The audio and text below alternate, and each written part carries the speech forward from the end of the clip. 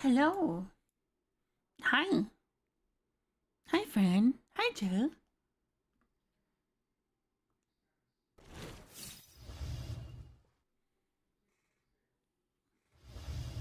Hi, everyone.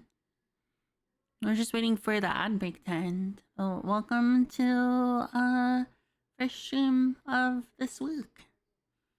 I'm good. I'm full of food. I'm full of Chinese food.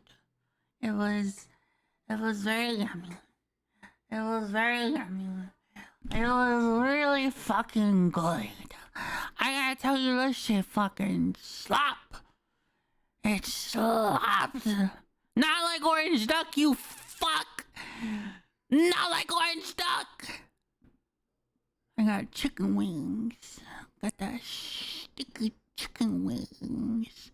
Like the fucking chicken wings.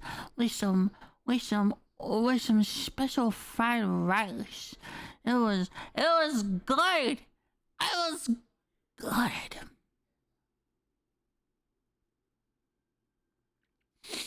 But yeah, that's what I got. Chicken winger, and my stomach is full. Anyway,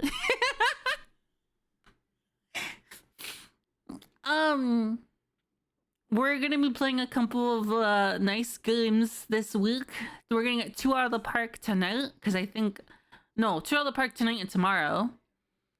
Actually, let me look at some stuff. Because we're gonna be playing the last case of John Morley tonight. Tomorrow we're gonna be playing some dead format. The next day, hi Eli, we're gonna try, because like both of these games should be able to be cleared in one sitting. Should be, even if we go over our normal amount, right? And then there's a couple games that there's like maybe 1 or 2 games that I want to see if we can try to play. Okay. Excuse me. Let's see what we got here. We have Replaced being released tomorrow, but I kind of want to wait until maybe Thursday or Friday to play that game because it looks really fucking good. We have Gecko Gods, which releases this Friday too, so we might be playing that. We play the demo. It's that really cute platformer. Let's see here. Cthulhu the Cosmic Abyss, which I'm going to go ahead and wait until next week because it does also come out this Friday. But we're going to be playing it next week, right? Let's see here. The Occultist and Pragmata and Mouse PI for Hire. I think maybe we can do the Occultist Wednesday. So the case of John Morley tonight. Dead format, a nice internet ARG styled horror game tomorrow. The Occultist Wednesday, and then we're gonna be playing Replaced. Thursday, Friday. Wait, no, hold on. And Saturday. Let me double check. Replaced is the 14th, yeah, tomorrow. So we're gonna be playing Replaced Thursday, Friday, and Saturday. So we're gonna have a game, a week full of games. All right. But without further ado, let's just go ahead and get right into it and play some, play this cool detective thriller that I found.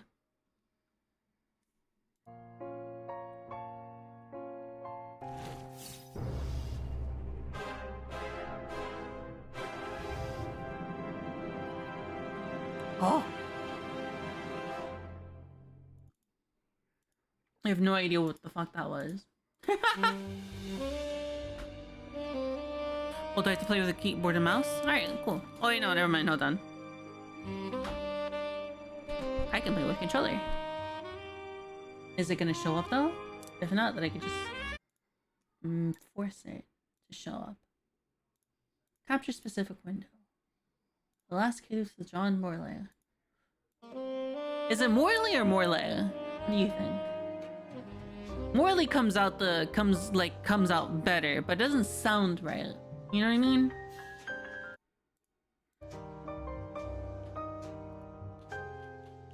Okay, so I have to do keyboard and mouse.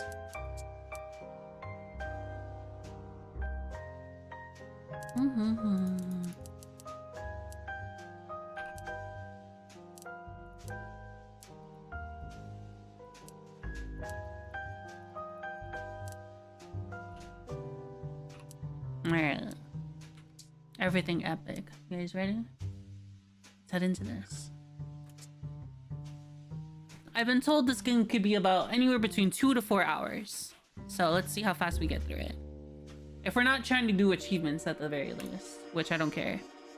In the depths of darkness, he awoke with a start, heart pounding in his chest. The cold earth beneath him unfamiliar and damp. Darkness surrounded him, thick and impressive, the kind that swallowed every sound except his own ragged breathing. He tried to gather his thoughts, but they were scattered, lost in the fog of the confusion and fear. Where was he? How had he gotten here? His legs trembled as he forced himself to stand, the weight of an unknown terror pressing down on him. Somewhere, in the depths of the trees, he could hear it. Something was following him.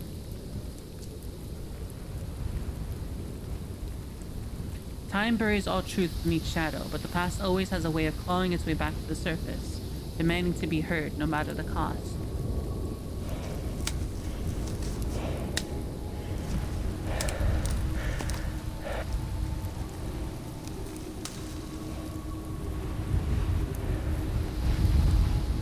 Whoa.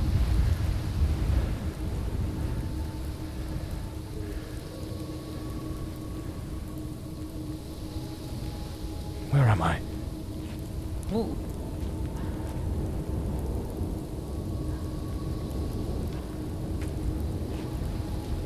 I know it's following me. I can feel it.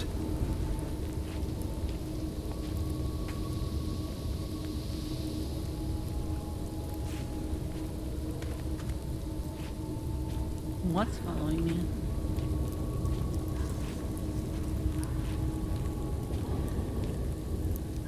Oh.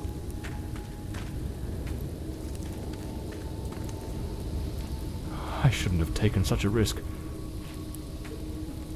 What risk did I take? I don't know how to play Risk. Risk is a hard game. I assume. It looks like a hard game. Has anyone here actually played Risk? I don't know, man. Fucking waging war on people and getting, what is it, yeast or bread and water tokens? I don't fucking know. Maybe I don't even know what Risk is. Who's leaving all these fucking lanterns out here?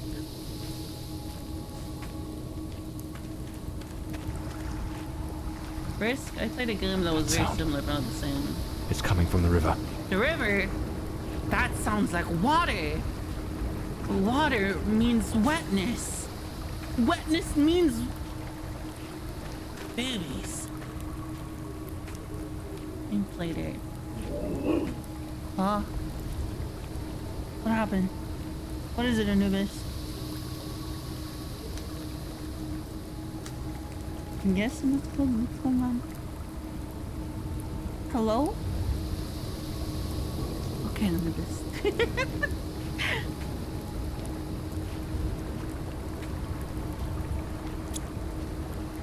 When it comes to water, we know that means water is nearby. Yes, it all makes sense now. Huh?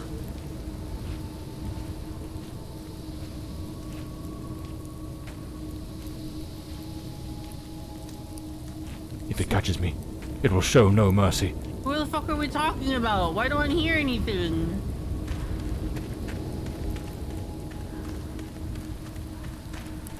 Who's leaving all these lanterns on here? What is it, Anubis? What? What are you hearing? He's doing his like alert wolf. Not like the someone's here wolf, more like just like he hears something. Does he hear what I hear? I know it's hidden somewhere in this forest. What is hidden? Hello?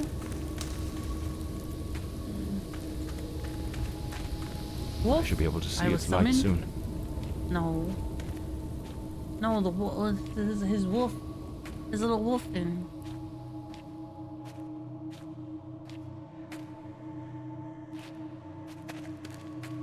What? My ass. A cabin in the woods. At last. I can gather my strength This and could plan how to only mean face that great monstrous thing. things.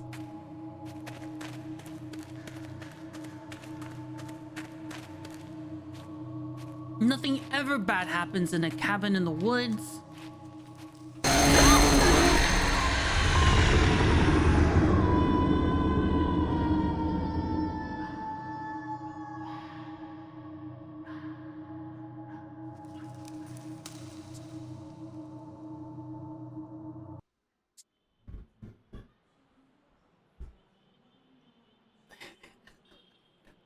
That was such shitty timing.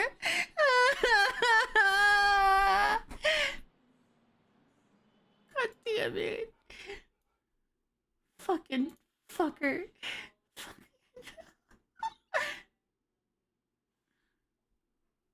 That was hilarious. Okay. Clip that shit. Shut up. Hi, Locke. God damn it. Last day in the hospital. The piercing light of the morning sun stirred John from his restless sleep. For months, strange nightmares had plagued him, and even the strongest sedatives couldn't dull the weird visions that haunted his mind. Another day in this wretched hospital. His wounds still ached, but he felt no regret. Despite the accident, he brought the culprit of those he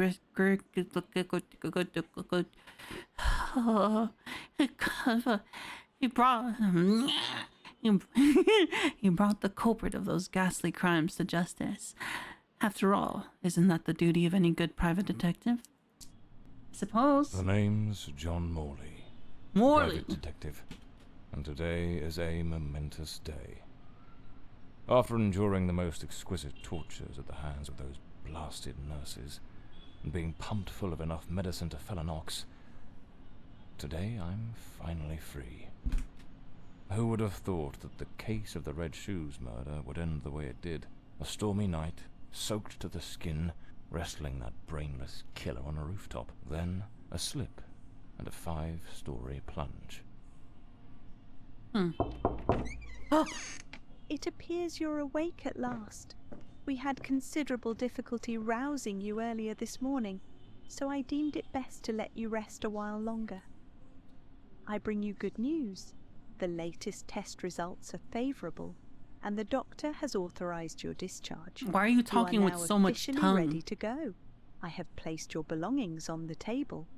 Oh, and a lady stopped by this morning with some clothes from the dry cleaner. It's not nice. Why do your eyes look so fucking soulless? Stop looking at me. Clothes and the woman. A woman brought my clothes from the dry cleaner. Was it Penny? I couldn't say. She arrived quite early, before my shift began. I've placed the garments in the wardrobe. Are you to keep them high? from getting wrinkled. Why are your fucking irises so big? My belongings? I thought everything was already in the room. There are a few valuables and some coins we kept for safekeeping. They are in the box on the table. Some coins. Actually, the color of shut up, Fran! Just because you know things. Fucking the reticle. I've been having nightmares. The doctor has prescribed some medication that should help address any residual effects. Uh-huh. This should assist in alleviating your nightmares. I didn't know there was a fucking medicine you can take for nightmares. Intrepid Sunny. Hi, what do you need to know, Sunny? So I'm better now. pupils. Yes, Shut up! you are much improved. The goon Both your stream, physical tell and me. psychological assessments have been satisfactory, and there are no impediments to your returning to your normal life. Now, if you'll excuse me, I have other patients to attend to. Fuck you! I wish you all the best. Why don't you get off your fucking retinol and methamphetamines, you high bitch, you stupid enlarged pupils? So, basically, I have this funny little redeem where, yeah, I, like, turn around and show my ass, but it's only on, like, a 30-second timer. The goon stream is for the entire stream that I'm facing away.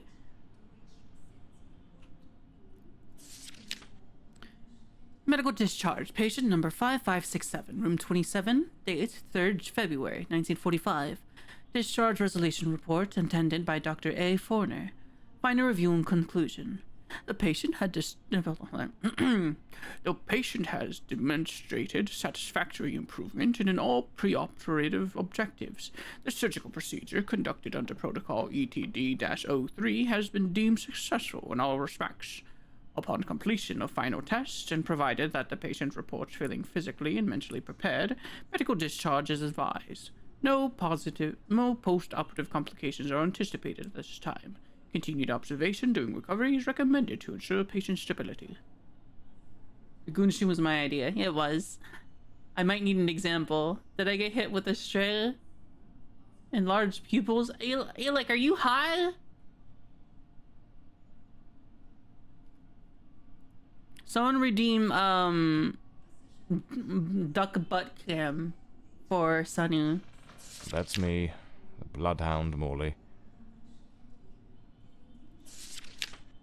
Story of my life. Nearly broke. I better get dressed. This note's from Penny, my secretary. She must have left it here a few days ago while I was still under observation. John, I'm awfully sorry, but I just can't keep going on like this. You've been laid up in the hospital for ages, and I've been left skint with no wages coming in for months now. Before the state you were in, I couldn't bring myself to say anything. I thought it best to let you get better in peace. But the other day, Dr. Forner rang and said they were finally going to let you out. So I figured it was time to tell you. I haven't been in the office in a month. And believe me, I'll miss Hawthorne Street and that old moldy brick building of ours. But I've got to move on. And you know, even before the accident, you still owe me 3 months' pay. Peter and I are planning to get married, and I need some stability. I hope you understand. I left my key under the doormat. I paid the water and electric bills, so they're in your hands now. Goodbye, John. I wish you all the luck in the world.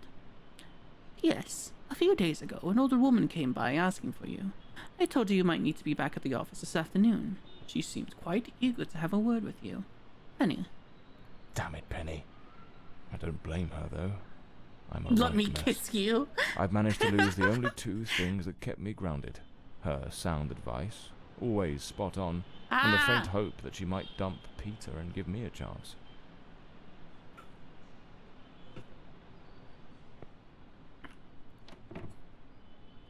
Ooh. So the mystery woman who took my clothes to the cleaners was Penny after all. Seems she's still got a soft spot for me. Could there be a chance I might win her over? Listen, she's getting married? That ship has fucking sailed, bucko. These do a fine job of hiding any belly. Can't complain about that. Looks brand new. The collar's pristine. I usually use the Windsor knot. Well-structured shoulders, nicely padded. Gives off an air of authority. Keeps the crooks wary and catches the ladies' eyes. I should get myself a pair of derbies. Or brogues. They're much more comfortable. Besides, if I slipped, it was because of those damned hard soles. Blimey, what a fool I took onto that rain-soaked pavement. And to top it off, with that downpour, I ruined my best suit. But, well, that's all water under the bridge now. Quite literally. Get fucked, bruv. Blimey, it's nearly noon. I must have lost track of time in those blasted nightmares. Alright, I think that's everything. I'm not ready to leave just yet. Oh, I'm not?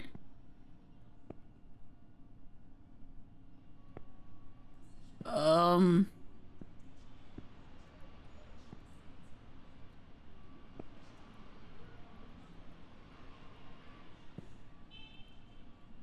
Um...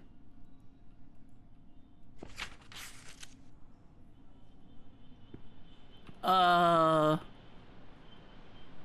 Rainy and overcast. No? Typical London weather. Typical London weather. Am I dumb?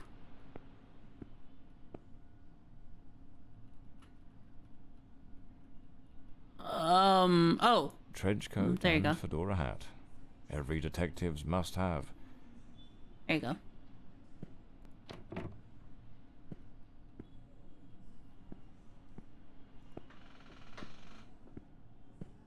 I'd better hurry up. Just like Penny says in her note, I might have a new client this afternoon. And with the way things are going, I can't afford to let that slip away. Stop getting high off the doctor's supply, you fucking druggie! Look at your fucking eyes! Alright, let's get moving. Today's the first day of the rest of my life. That's a good way to look at it. John Morley's office. At last, back to these streets and cold comforts of foggy old London.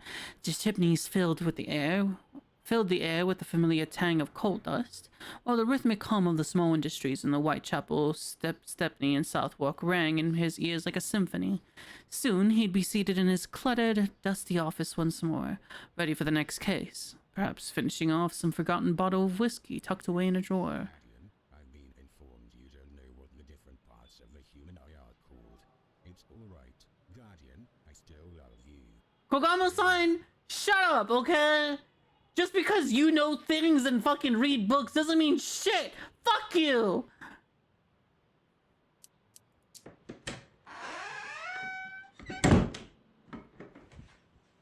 Back again. Feels like stepping into a forgotten paradise. Pax Britannica. Damn, that man looks like a fucking troll. Everything has got that same old charm, and yet feels oddly new. These Damn! hospital stints give me a bit of a new outlook. Maybe I'll take it a shade easier from now on, sticking to cases that don't demand a trip to the morgue. Yo, you guys want to hit up the Naughty Cat? Live jazz? Champagne? Scandalous nights? I'm about to fucking find that pussy. Am I right? Anyway. Anubis, I'm gonna need you to stop being a dog. Here they are. Penny's keys. Just like it says in her note.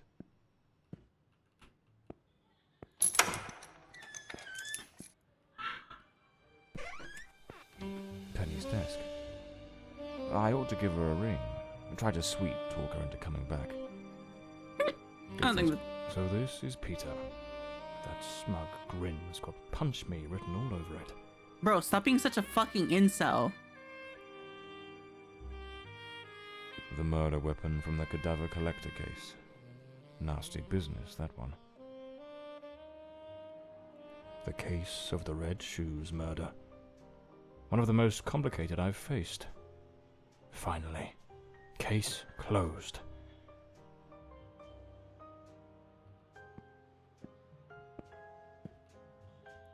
Even the coppers missed it. The slant on the letter E. That's what gave away the typist in the black letters case. Bro, My files, all these mean nothing. cases, clients. Behold the debts. gooner. Too many debts. Far too many. This case is worth its weight in gold. Everything you need for a portable lab. Yours is just a little bit lower, Kogamo-san. He has that suave, debonair, like, sound that you just can't seem to grab. This one's a favorite. The jealous lover solved everything with a few blows from an ashtray. Brutal, but effective. Does that still have blood on it? Why do you have that, you psychopath? You just keep the murder weapon of a fucking, like, what? Hello? That still has blood on it. You can't just keep that.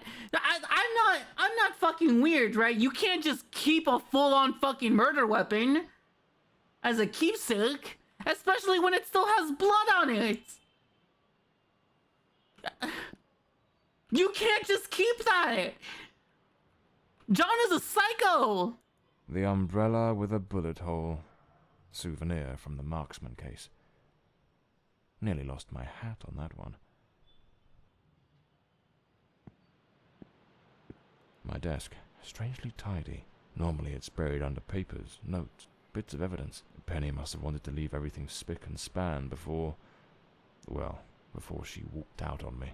I wouldn't say Another that. one of my cards. But this one has my last name circled.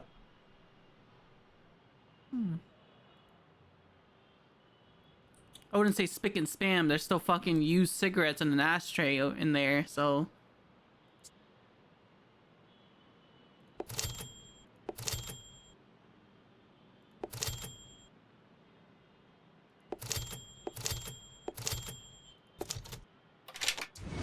I fucking knew it. Easy. Amazing how this little gadget can reveal the devil in the details. The Scarlet Page. I trust Penny didn't go snooping through my things while I was away. Pornos? I didn't even hear you come in, bitch. My apologies, madam. I didn't hear you come in. I was a bit distracted. Gooning, by the way. Good afternoon, Mr. Distracted Morley. gooning. Literally, I that trust man your was about to come home assistant from the informed you of hospital my and just visit as fucking promised. unload My after being apologies. 2 months of no I was fucking rather cum. engrossed and didn't notice your arrival. To whom do I owe the honor of Sorry. this meeting? That was a little bit too Lady visceral, was Margaret it? Broadside, the fourth Who? Countess of Bloomsbury. Lady Margaret, could you tell me what brings you here today? How can I assist you? I shall endeavour to be as candid as possible. 20 years ago, when my daughter was just 18, she was brutally murdered. Sucks. It happened at our family estate, Bloomsbury Manor. Someone slipped into the house unnoticed, and upon reaching her room, delivered 5 fatal stab wounds to her chest, lungs, and heart. The police, eager to close the case, hastily blamed and condemned 2 violent thieves who clearly had nothing to do with her death. The investigation was closed, and justice was never served. I am prepared to offer you £30,000 if you take on this case, Jesus and a Christ! further £30,000 if you can solve it and bring the true killer to light. 60,000 Tell me, pounds! Mr. Morley, will you accept this case? I understand your distress, Lady Fordside. But before I commit to anything, might I trouble you with a few questions? By all means, Mr. Morley. Ask whatever you must. I gotta ask. Hey Siri. Hey Siri. How much is 60,000 pounds into USD? That's $81,000. That's $81,000. That's still a shit ton of money. Why now? Since it's been over a couple years now.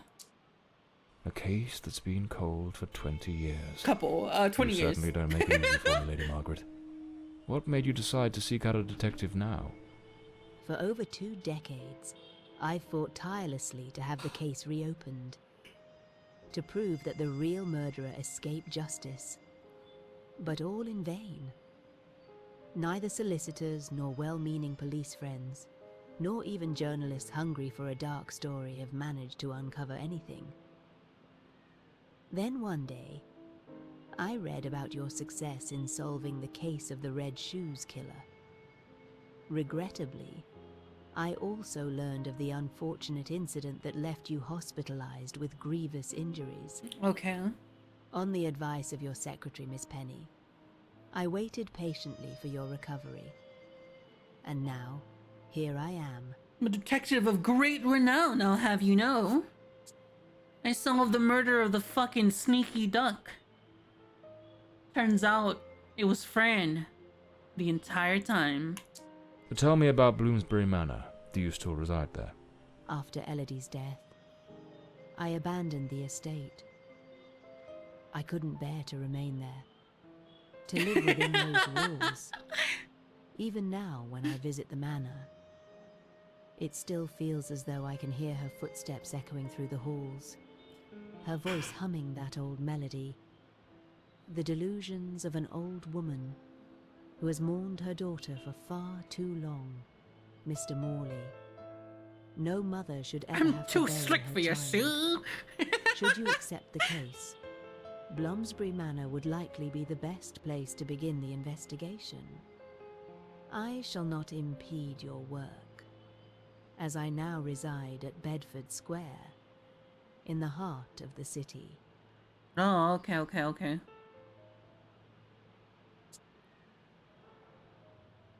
The wrong men. Tell me about the men the police arrested. Why are you so certain they weren't guilty? 2 days after the murder, By the time the fuzz police catches arrested me, a I'll be pair of smoking violent some thieves Cubans in who the were next country over. terrorizing the county at the time. Though they swore their innocence in my daughter Elodie's death, their criminal record completely undermined their defense. Seizing the opportunity, the police locked them away for their other crimes, and the case was closed. But what has always struck me as suspicious is that nothing was stolen on the night my Elodie was killed. Elodie. If those thieves were truly the culprits, why would they murder her and then leave without taking a single piece of silver? It doesn't add up, Mr. Morley. Any witnesses? Tell me, were there any witnesses?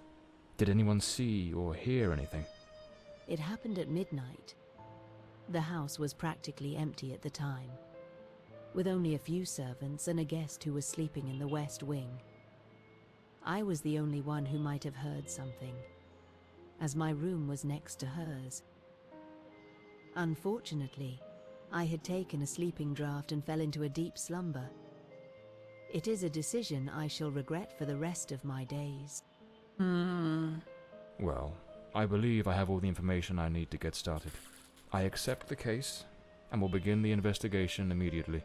I'm pleased to hear that. Investigation My butler will immediately. bring you the £30,000 tomorrow morning. Now, if you'll excuse me, I have matters to attend to. Once you uncover the culprit, contact me at once, and I shall promptly deliver the remaining £30,000. That's a lot of money, guys. Please, Mr. Morley, Holy shit. unravel this harrowing mystery that That's has a lot of tormented money me for so long. for even like now private detectives. Do you understand right now? Like, I feel like a PI for hire. No, fan, fucking the queen's money, the king's money. 30,000 euros. Like, bro, like, I feel like a normal PI here in the States for, like, investigative would be what, like...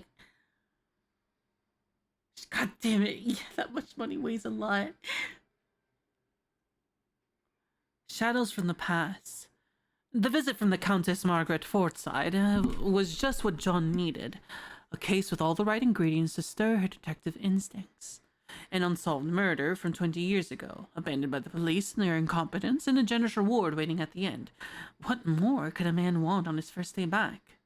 The journey to Bloomsbury Manor passed without incident.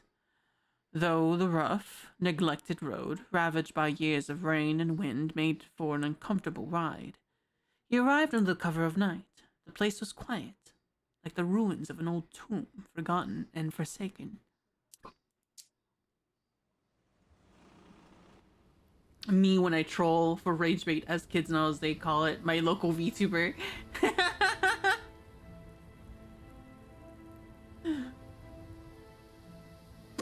Oh god. And hiccups. As I made my way through the dense forest path, a haunting silence enveloped the air. It was as though the very night of the crime still lingered here, shrouded in an eerie calm. The manor stood before me, its facade as inscrutable as the shadows that danced in the moonlight.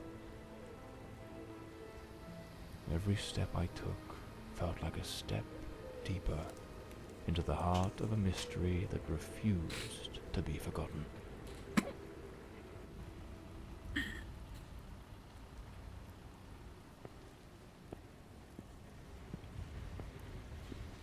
Oh, it's a nice place. Not too shabby. Ow! Guys, I might need to grab something to drink.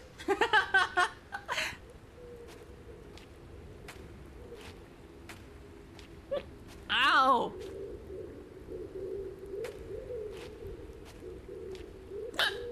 Okay. Ow. I'll be right back. I'll be right back. Oh God.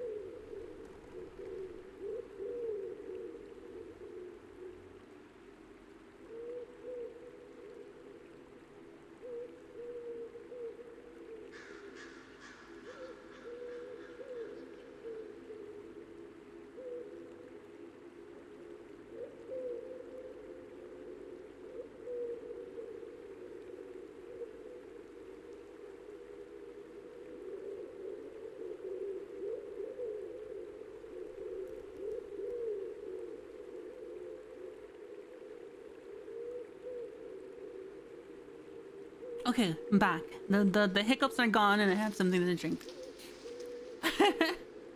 Sorry. I couldn't imagine keep on going, playing this game. I'm just fucking losing my breath every single moment. Alright, but I'm back. Like, let's get back into it. Sorry.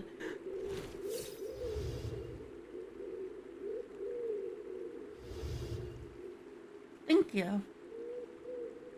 Alright. I also got some Gatorade. This is not ominous.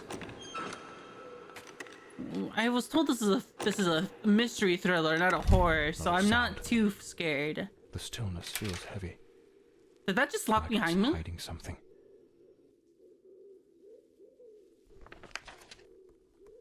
Westlam Asylum, a place of hope and healing. At Westlam Asylum, we believe that the path to recovery begins with compassion, understanding, and the most advanced techniques of mental health care. Our institution offers a tranquil haven for those seeking respite from the trials of the mind. It's 1945. I don't think that we're going to be having much advanced techniques of mental health care. Hi, Shadow. You ready to have a fucking piece of metal stuck into your fucking nose and poke your brain? Oh. This painting, it's rather grim. Who would put this up into a mental There's asylum? something deeply unsettling about it. Almost like it carries a shadow of its own. I don't like that at all. Why does it look like that? Westland Society of Fine Arts, 15th February, 1923. Your Ladyship, I write to you on behalf of the Westland Society of Fine Arts regarding the exhibition currently on display at our gallery, which features several works by your daughter, Miss Elodie Footside. While we fully appreciate the remarkable talent and artistry evident in her work, it is with great regret that we must inform you of a matter of concern. Several of the Society's patrons, particularly among the most sensitive members of our community, have found Miss Fortside's paintings to be a highly disturbing nature. We have received numerous complaints, with mothers remarking that the artwork has caused distress to their children, and some ladies reporting feelings of unease. There is a growing sentiment that the pieces are unsuitable for public exhibition, particularly in a space frequented by young and impressionable minds. It is with the utmost respect and consideration that we kindly request your ladyship to arrange for removal of Miss Forsyth's painting from the current display. We understand that this may cause disappointment, but we feel it is necessary to preserve the decorum and sensibilities of our gallery's visitors. We would be honored to work with you in finding a more appropriate venue for exhibit Miss Forsyth's art, where her unique vision can be appreciated by a more discerning and prepared audience. We trust you will understand our position in this delicate matter, and we look forward to hearing from you at your earliest convenience. With the deepest respect, yours faithfully, Sir Arthur Wesley, Secretary, Westland Society of Fine Arts. Wasn't on my to-do list today, but I can make time. That's good to hear, Shadow. All right. Obviously, it was the very bad for the patients, but the Afik messed up treatments and did better help understand the working on the brain. Hey, Tenji, quick question. How long is long enough to not to your family or wife after Monopoly game after they say you cheated? Wait, how long is long enough to not talk? To not talk to your family? Or wife after Monopoly game after they say you cheated? I'm confused. It seems Elodie had a passion for art. But I'm not even But her dyslexic, but styles what? aren't exactly well received. Oh, so this is the daughter's Disturbing art. From the looks of it. Meant not to talk. Oh, okay. So they offended you by calling you a cheater. How do you cheat at Monopoly? How's that possible? How do you even cheat at Monopoly? Like, I didn't land on your space. No, I didn't land on your space. The door's chained up with a padlock. Looks like I'll need to find the key. A blue moon. Fitting for a place haunted by its own secrets. Looks like the Countess left this for me. It could be useful for getting around the place.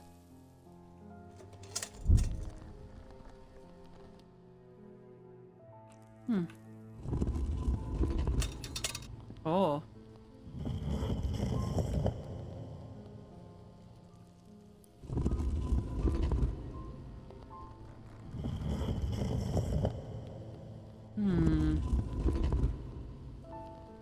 I earned the fucking property. I know how to do math. They're bad at it. What? That's so silly. Grand exhibition sculptures. Lord A. Fortside, December and January at the Crystal It Palace. seems Lord Fordside was a renowned sculptor, though his works were somewhat sinister.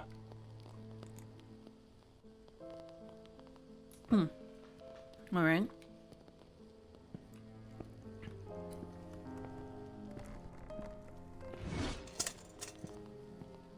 Follow the trail of green lights to investigate past events. Ah, okay.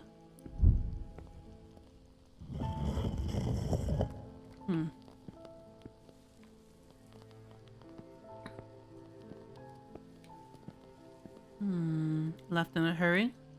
Maybe? Oh. That's dark. I don't know, maybe like fucking 2 days? How long has it been? I can't imagine you just getting in a fucking screaming match with your wife and family. He's like, I gave you the right amount of money!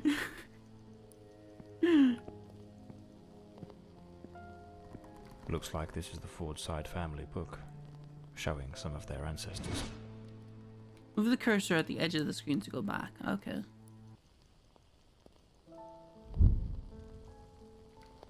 Actually, hold on.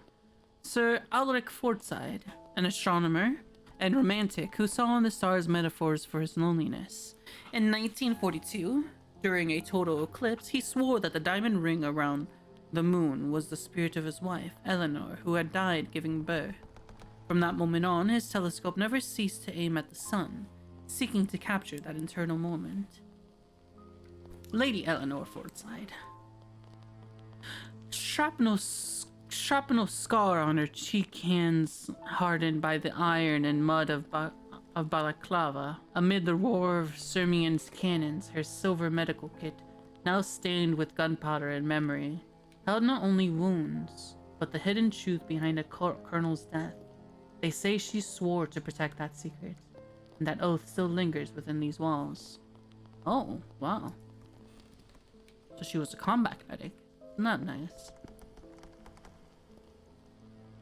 My lady, I would kindly ask that once the midday server is complete, you grant me a few moments of your time in the library.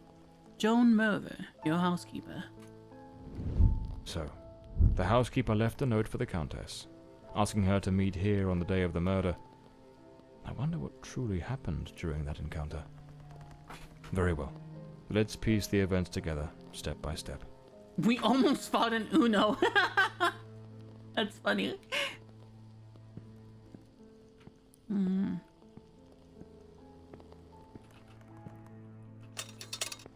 The Fordside family crest, a rampant dragon, a time-honoured symbol across European heraldry, particularly among the English and the Welsh.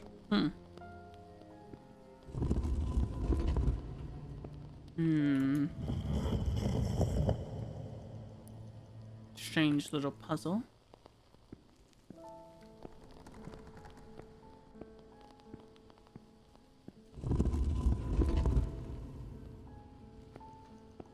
Interesting. The lock has been concealed. This door must open by some other means. Another painting by Elodie. There's something deeply disturbing about her work. Strange.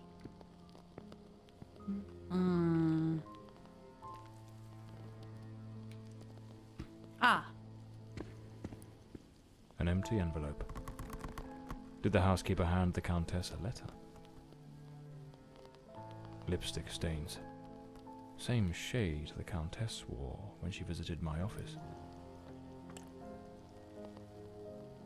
Okay. Looks like someone arranged tea in the library that day. The housekeeper's cup is still here. Tea spilled across the table. She never got to drink it. 2 chairs. One of them knocked over. It seems they met here. But something went wrong during the conversation. I am very angry. After all these years of service, this is how you repay me? Walking away like this? I'm sorry, madam, but the situation has become unbearable. My bags are already packed.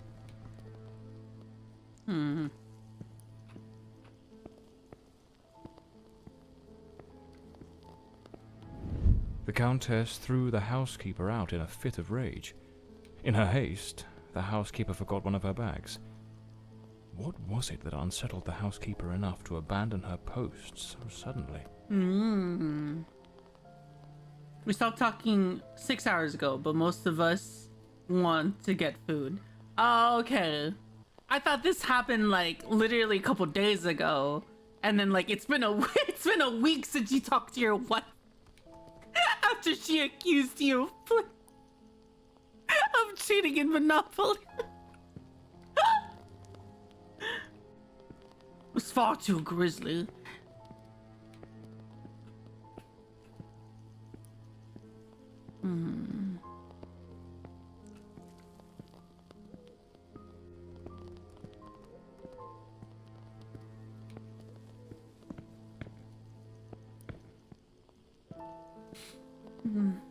But the outside of my thigh is really swollen and bruised, so it hurts when I move.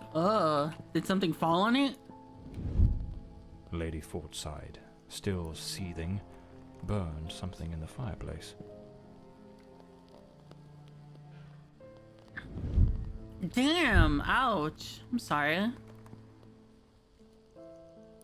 My lady, I have reached a decision, though it weighs heavily upon my heart, to sever the ties that have long bound me to this household.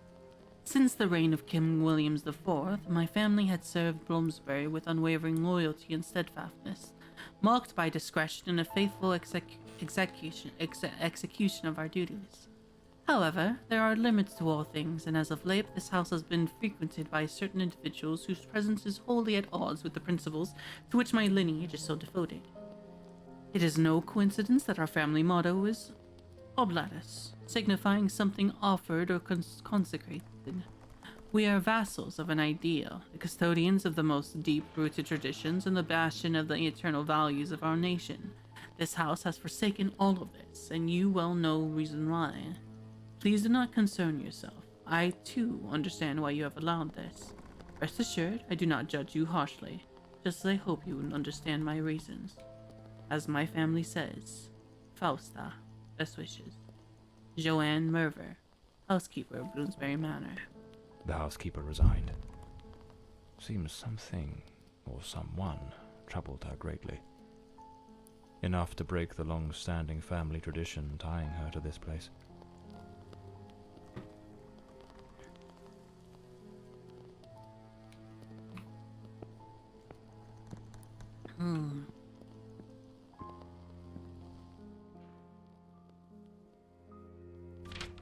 Oh. Oh, wait.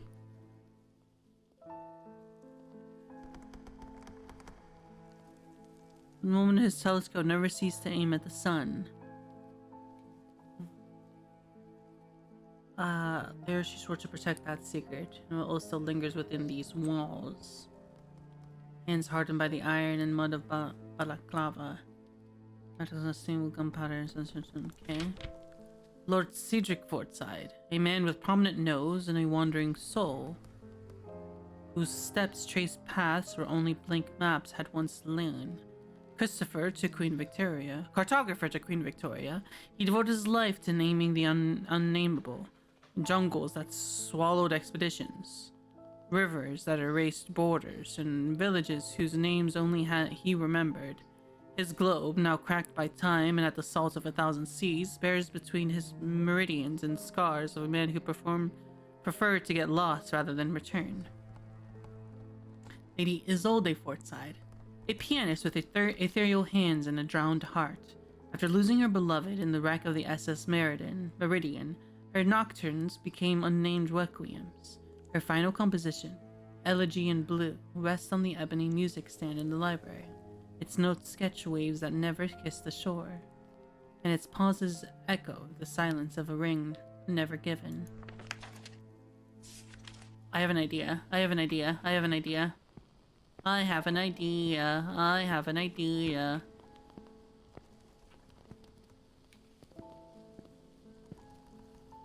That's facing that. There should be some sort of thing here. Maybe it's on the easel here? No. I'm looking for something. Aha! The medicine thing. So that should be... No, all the way around.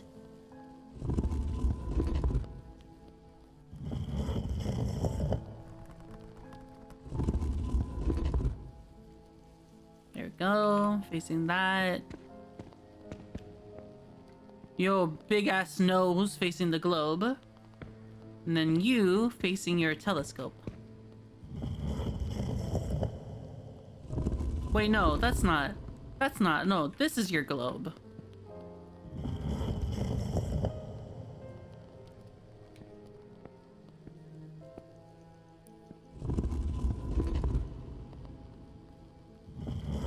Hold on.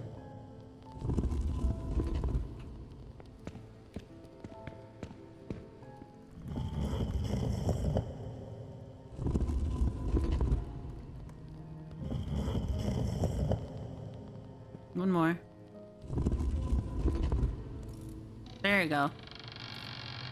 See, I know puzzles. But it was recent, so obviously it'll take a bit of time for it to stop. When I'm not moving my leg, I don't even feel it. That's good. Yeah. Oh, speaking of fucking bruisings. I was donating plasma last week. And normally I donate on my right arm just because like the vein is a little bit more prominent and it's a lot more like closer to the surface, so it's easier to get to. I do have a vein in my left one, but it's like from what I told, it's at a little bit of a weird angle and it's a little bit deeper into my arm. You know, but it's still good. It's not like it's totally bad, but it's just like harder, right? So I get it. Like the person suggests we do it on that arm this one time. I'm like, okay, sure, that's no problem whatsoever. And it was fine, right? But then the second time I went to donating and they used the same arm, the same person stuck me, but then something went wrong. And the needle was now like, you know how like it's a fucking sharp needle, so it's supposed to go cleanly into the vein. But instead, it was cocked a little bit to the right, so it was angled into the vein. And even it wasn't piercing the other side, thankfully. But it was to the point where it was pushing on the membrane of my vein, and I could feel it pushing up against the wall of my vein, and it was causing so much fucking pain. And then after a while, because of like the weight of the rubber, like of the surgical hose that the needle was connected to, was also weighing down the needle, so it was causing it to very slowly like angle even more harsher into my vein before I finally had like one of the nurses like see how fucking like in pain I was and finally remove it for me. They used my other arm, which was just perfectly fine, but then like after it healed and I removed the bandage, I had this huge fucking bruise on my left arm because of it. It was crazy. This must have been some sort of private study for the Countess. Lady Margaret and a young woman. I suppose it's Elodie. They look happy. It was undoubtedly a better time. This doesn't make much sense because she looks like exactly the same age, but didn't she die 20 years ago? So wouldn't she be a lot older and younger in that image? Hi, Doju. Lady Margaret Forsyth. I'm writing to you as the attending physician of Ward 2 to provide an update on your daughter's Elodie's progress. It is with great pleasure that I report her notable improvement. Elodie now confides that she no longer experienced Doc's thoughts. Most importantly, the nightmares have subsided, and she has begun to communicate more amicably with her fellow patients, a crucial step to recovery. Elodie has also asked me to relay a request. She would like you to bring her amber necklace when you visit Sunday. I will continue to keep you informed on her progress.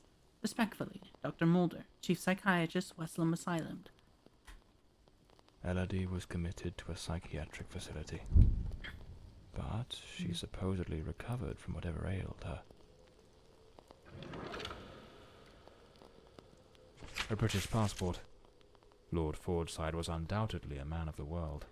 An old pocket watch. It probably belonged to Lord Fordside, Lady Margaret's husband. This looks like the key to the main hall. Could be my way into the heart of the house.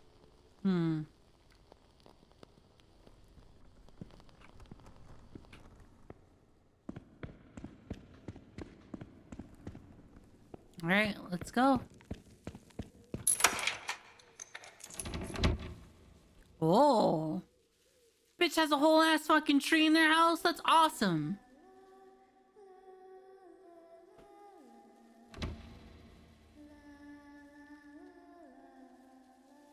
Whose child is singing? Whose child is singing? An enormous tree in the heart of the mansion.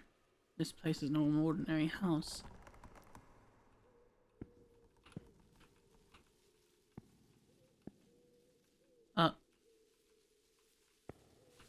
Okay. Oh. This door is locked as well. If the Countess wanted me to investigate, why didn't she leave the doors open? That's a fair fucking question, actually. Oh. Here lies Elodie. Rest eternally, beloved daughter, beneath the tree that once watched you grow. Oh, that is so sweet and So very this dark. is where Elodie is buried. That is very sweet and morbid. Oh, this poor tree. Can you imagine if this tree had feelings? Like had actual emotions? To watch a young girl like grow up and then die and then be buried underneath you? There's a little bit of symbolic and very beautiful macabreness from that thought, you know? Layers of dried oil paint, left untouched for 20 years. It's as if time stopped the moment Elodie laid down her brush. Feels like the room's holding its breath, waiting for something to stir. My lady, I must confess, never before has anyone requested something of this nature from me. I believe I am capable of the task, but I must inform you that it will require a significant sum. Certain parts will need to be especially crafted in the city, and I must first commission the necessary plans. What you are asking for is a piece of intricate engineering, but rest assured, there will be no more ingenious way to restrict access to certain areas of the house. If it pleases you, I propose to delegate the spaces as follows. Area A, private quarters. Area B, guest quarters. Area C, kitchens and servants' quarters. I have provided a sample mechanism for Area C. Adhering to your original concept, I would greatly appreciate a prompt response so that I may proceed with ordering the remaining mechanisms. Thomas Blacksmith. Lady Margaret took special care to secure the house, Macabreness. restricting Isn't that access to certain areas. What? Looks like some sort of clue. Trace the tree's journey from birth to Trace decay. the tree's journey from birth to decay. Follow the path of the artist in a thoughtful display. Arrange the 4 stages and the door will obey. Unlock the path ahead as art lights your way.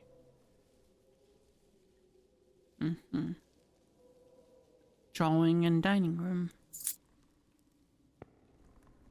This door appears to lead out to the back garden. Locked with a padlock. I'll need to find the key. The key. A man with his back turned, watching a ship go down. These are very beautiful. Looks like the last painting Elodie was working on was of a ship at sea. The whole gallery is filled with maritime references. She seemed quite obsessed with it. That's the face I make when I come. The grand ship on the open sea.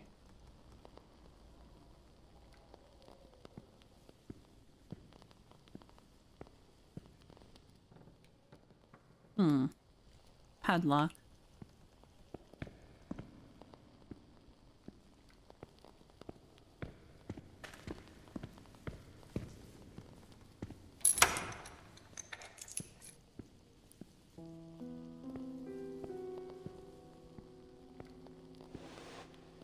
Oh. Some of these paintings are really dark and sinister. Why did I move that painting? Ooh. This looks like Elodie's diary. Welcome Let's back, see friend. what her last entries reveal.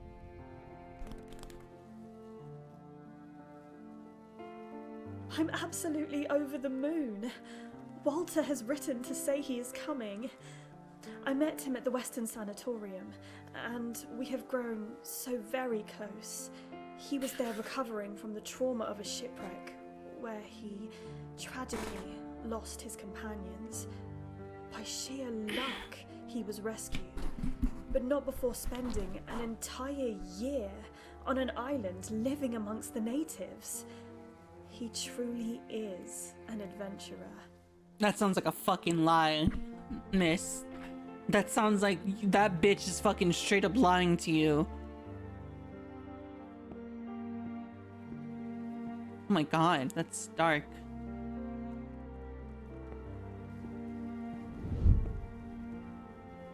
I'm so happy. Walter has finally arrived. I must admit, I am utterly captivated by him.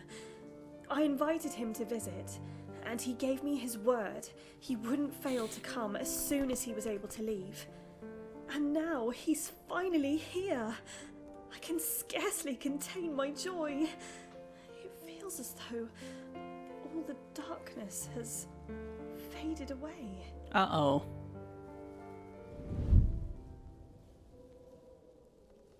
Uh-oh. Oh, they looked so in love. So happy. I wonder what became of Walter after Elodie died. That's also a pretty good question.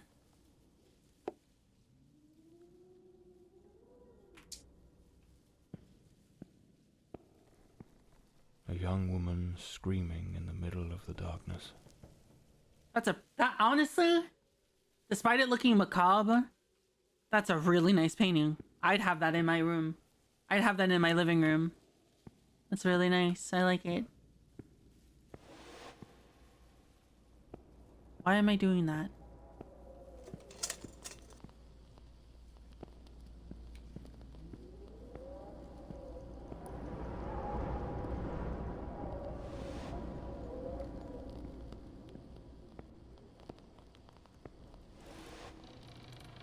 Oh, those are all the trees.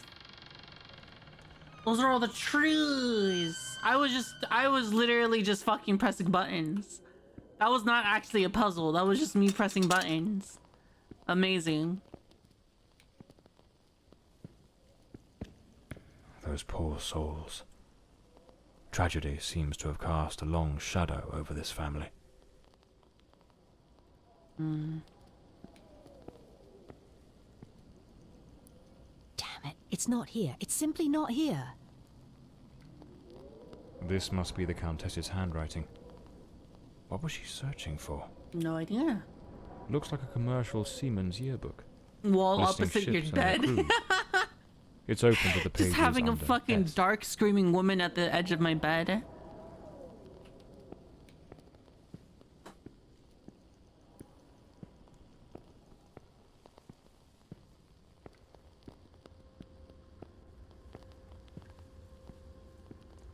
Hello? A boarded up door. The access to the servants' quarters appears to be blocked for some reason. Why?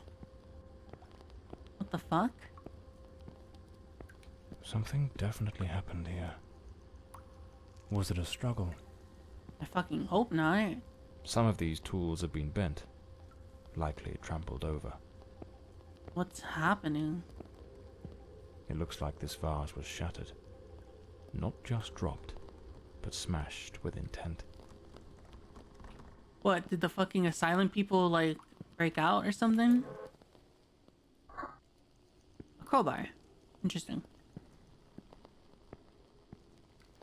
I thought that was somebody standing there for a second.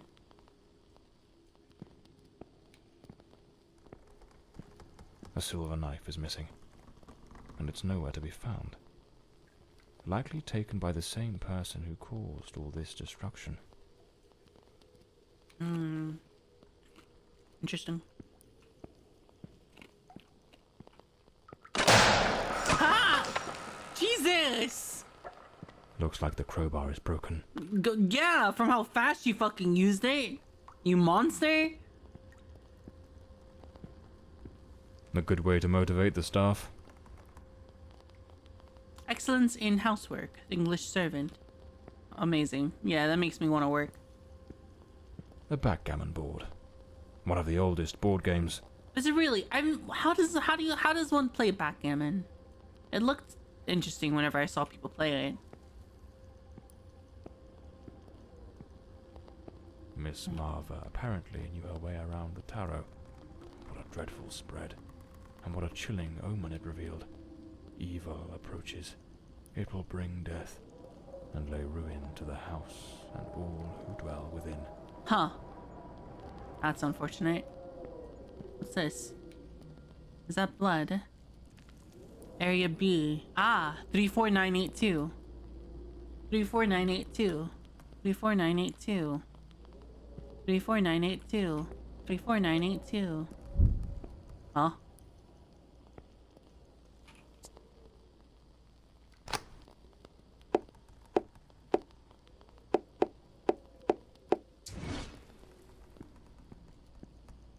Three four nine eight two.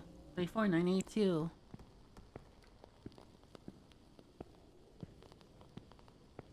Oh. Oh, what the fuck?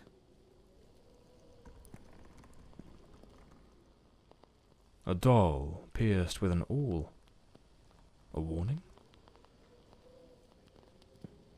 The young maid was an avid fan of actor Valentin Rudolph. What a collection of posters from his films. Wow. The ghost of the Egyptian Museum. Prince of the Wind, aristocrat, thief, and seducer. Romance. The mysteries of Paris. Dear mother, I wish I could tell you that all is well and that I'm happy here at the Countess's household. Miss Muir, the housekeeper, takes good care of me. Lady Margaret sees no one but her daughter. According to Miss Muir, she fears some kind of relapse and Manor is falling apart day by day. But the worst of it, Mother, is that man. That dark. He lurks in the shadowy corners of the house when I am cleaning or carrying out my task and throws himself at me. He's incredibly strong. His great hands seize me and I feel completely helpless. At night, I'm afraid to go to the laboratory. There, in the dim solitude, I feel watched by something wicked, and a deep spectral breathing leaves me frozen with fear. Only Miss Muir has listened to me. I believe she, too, understands that that man is a great danger. One that will sooner or later bring about a tragedy. She and I are exhausted. Yours affectionately. That's a really fucked up letter to be sending to your mom. It's like, hey mom, I'm being fucking molested by my employer. I can't really leave. They're my money, my home, and my drink and yeah.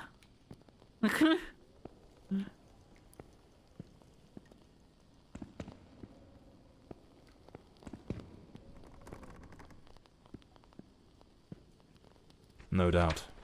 This is the cook's room. Okay.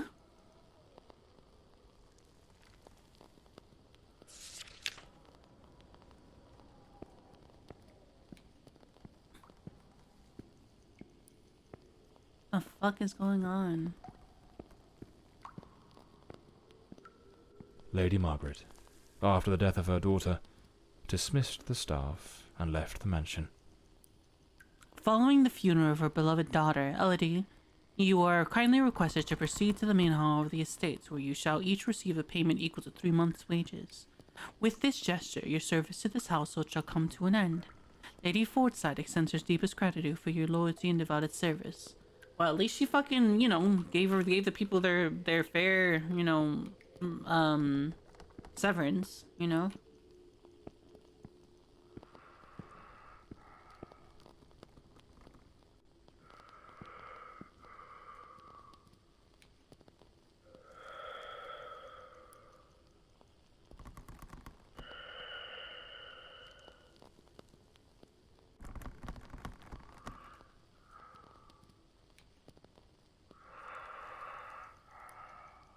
Okay. A pair of blood-stained scissors stuck in the sink basin. Deeply unsettling. Incredibly. I don't like that at all. Oh, bidet. Nice. Scissors. Well, I'm talking about the sound of someone breathing through the walls here.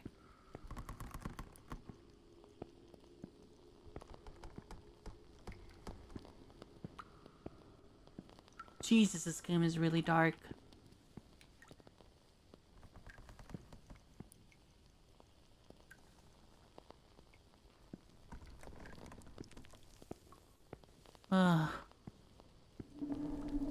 Hello? Is there someone else in the house?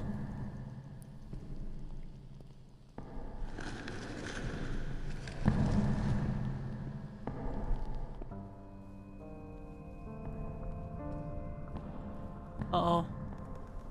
Who the devil is that man? He had a knife. I'm completely in the dark here. I don't think he saw me.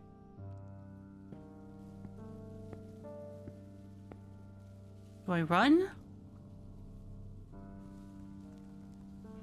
Why are you making fun of me saying macabreness?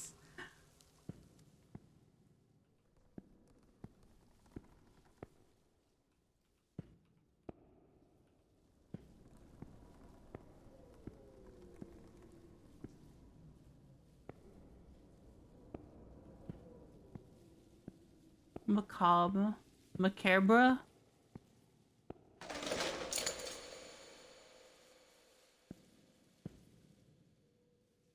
Hello?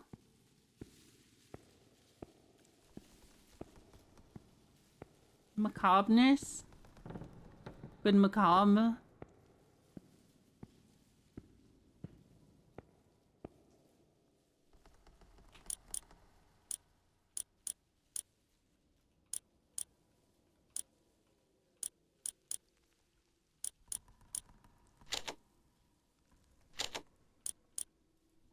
There you go. Macobness?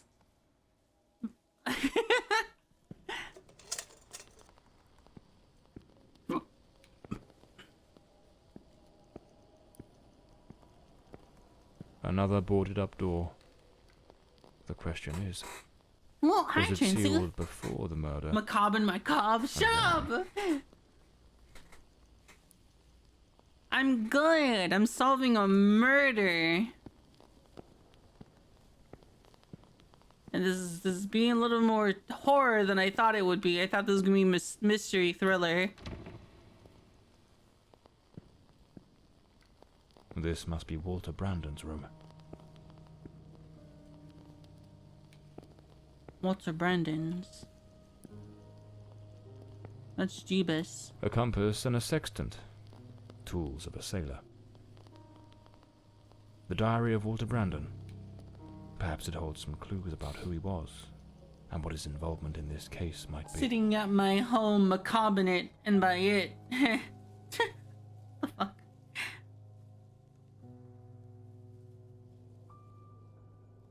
Hmm? An empty bottle. It smells of good rum. Sorry. Hold on. I need to...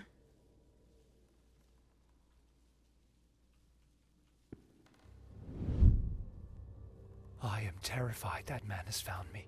I fear something dreadful is about to happen. Tonight as I awoke, I saw him, standing at the foot of my bed. I could not make out his face, but his knife. The gleam of its blade shone in the darkness. I sprang up suddenly, determined to confront this stranger. Grabbing the heavy candlestick from the nightstand, I hurled it with all my strength. He vanished into the dark.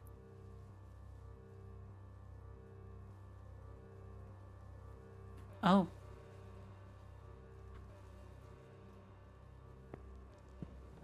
A model ship. Mr. Brandon must have felt a deep yearning for the sea.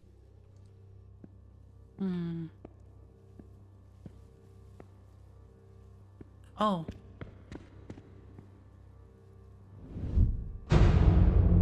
Ah! Coming here was a grave mistake. He has followed me, watching and lurking in dark corners, waiting to surprise me. I dare not tell Elodie. She would think the one thing I dread most for her to believe. I see him again from the window, watching me. His long hair and beard obscure his face, and he still holds that knife. He means to kill me.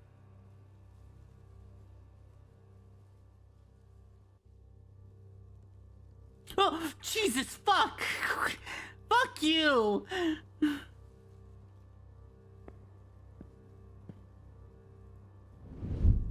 I am losing my faculties. It is best I return to the ship. Everyone seems to be conspiring against me. The housekeeper despises me, accusing me of misconduct. Perhaps I'm not a man of refinement, but I know what respect is. The woman who got murdered, betrothed. betrothed. It was of no use to tell her I had slept peacefully. An external maid who comes to clean was crying and accusing me of having approached her in an unseemly manner. I would never do such a thing. I am a sailor, a man of the world. I know how to conduct myself. Oh, that's what the fucking... Oh, so the housekeepers that were complaining about somebody basically being very dark and things like that, they're assuming it's him.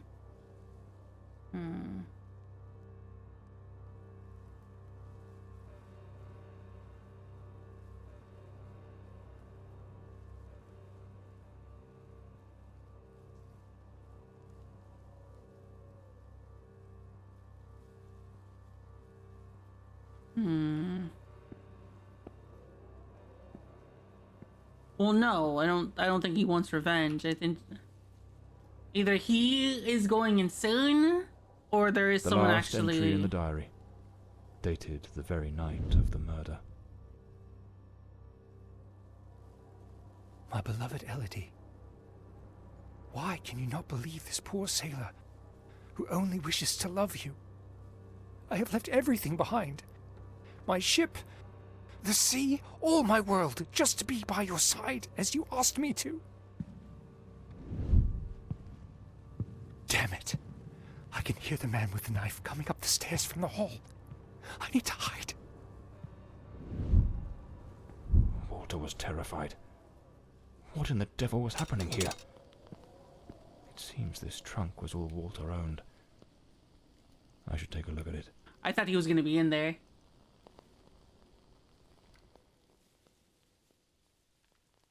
A photograph of Elodie. No doubt Walter cared for her deeply. Seems I'm not the only one with a fondness for hats. Okay.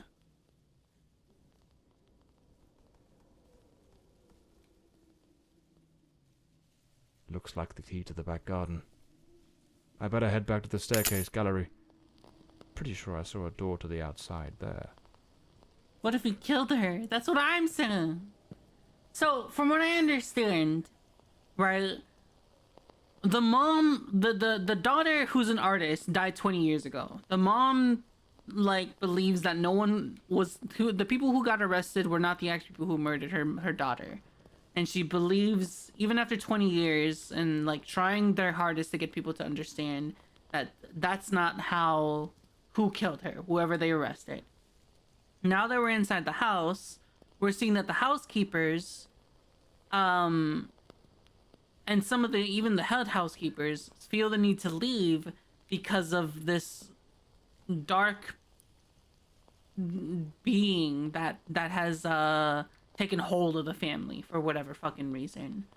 And that Elodie, the daughter who died, also fell in love with a sailor, right? Who is this man that we just saw. Now, the sailor, after basically leaving behind everything, seems to have been plagued by the visions, or actually a person that he's able to like notice, a man with a beard and a knife encroaching upon everything, and he's going insane from it. At least that's what I see. But I'm not sure. But I think the housekeepers, who think it's the sailor, and also Elodie, who's like not sure of anything, says he's insane or some shit like that.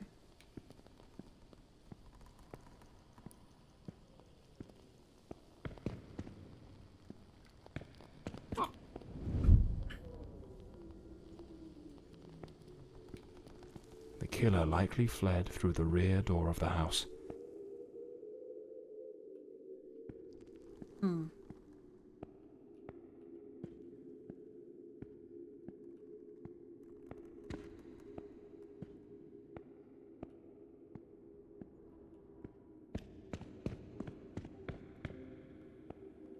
At that old fountain in the garden, now little more than a basin of stagnant water, one can still make out the faint impressions of bloodied hands.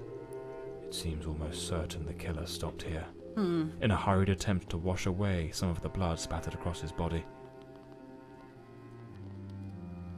Okay.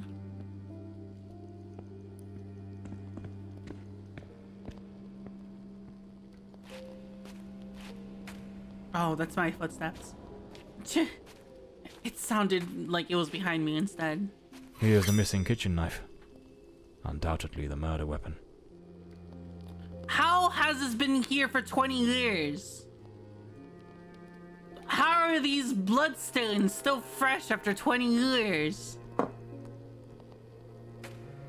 It's clear that the man who killed Elodie discarded his blood-stained clothing during Did the his police escape. not search anything after the murders? Like, oh, your fucking your daughter's dead. We found these two criminals. They probably fucking did it. Did no investigation whatsoever. While there's literally a bloody fucking knife, bloody handprints, bloody fucking coat out here in the backyard for 20 years? And no one thought to do anything about it. Despite his injuries, the killer rid himself of anything that might incriminate him before fleeing the scene. The boots, the coat, even the knife. It's a chilling thought, but those very items remind me of the figure seen lurking near the manor. The same figure Walter Brandon spoke of with such dread. And perhaps the very one who was said to have harassed the maids. That mysterious presence was, in all likelihood, the murderer of Elodie Fordside. Well, this ought to do the trick for that boarded-up room upstairs, just by Walter Brandon's room. Possibly.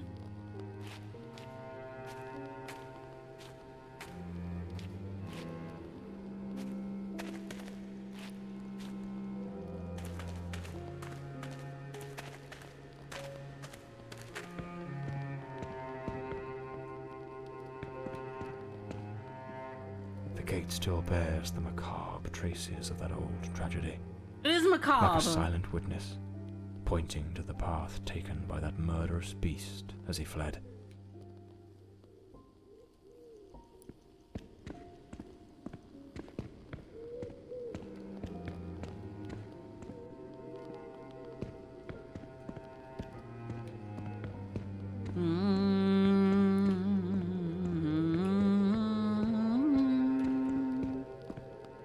Alright, let's go fucking vandalize the house.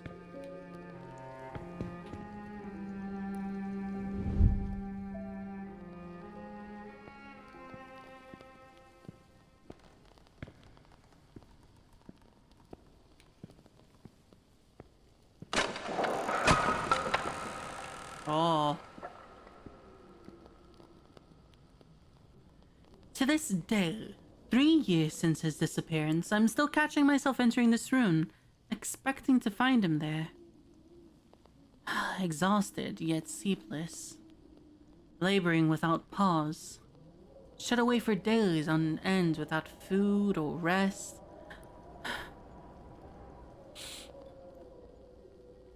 Carving his final, dreadful, and chilling masterpiece. With those eyes, mad, haunted. The same eyes that seem to afflict every Fordside heir without exception. The very same hypnotic, sorrowful gaze I find myself recognizing more and more in Elodie's face with each passing day. The day I saw her, scarcely 3 years old, create her first drawing, I knew then she too was lost. I curse this wretched inheritance, so steeped in misfortune. Tomorrow I shall take Elodie to the sanatorium. With therapy and in a controlled environment, perhaps then she might begin to improve. I shall not allow Fortside Legacy to take Elodie from me as well. 25741.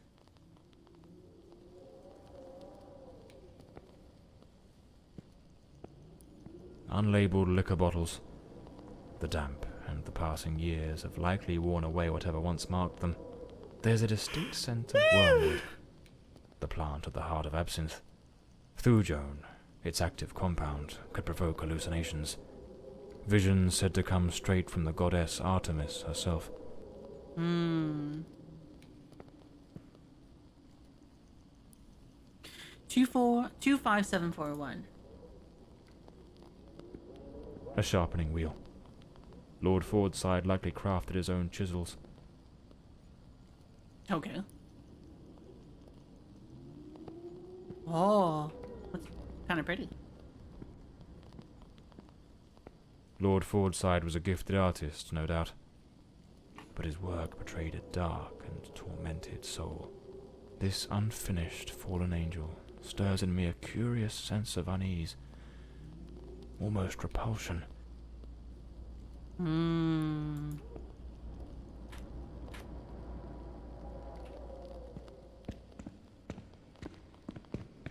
think there might be a thing here.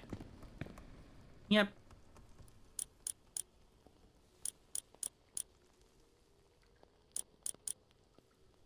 Yeah.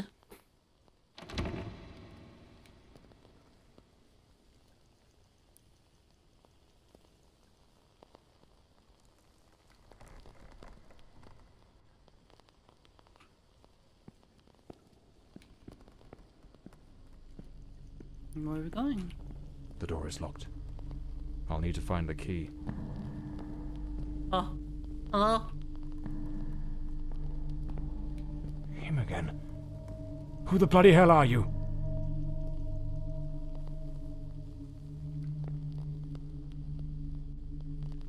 Hello?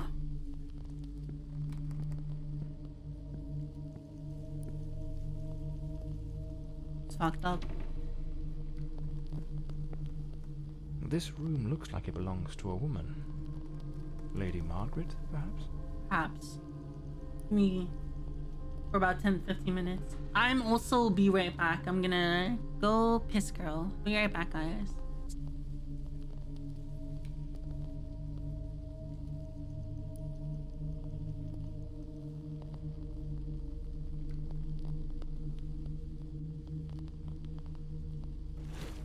Abandoned.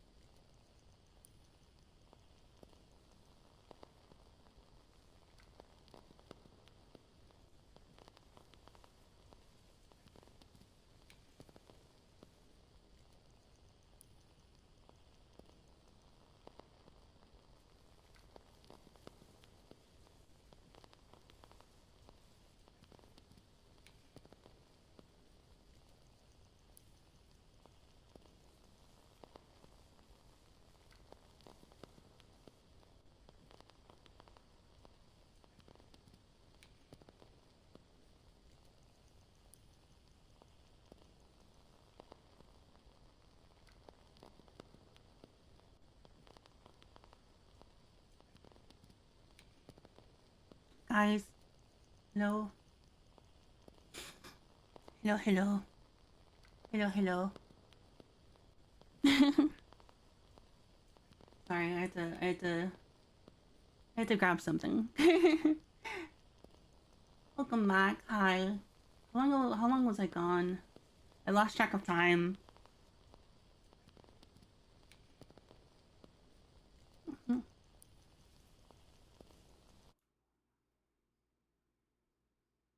Oh.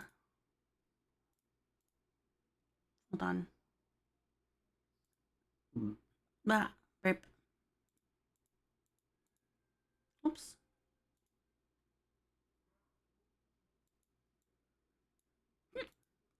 A good while? Really? Damn.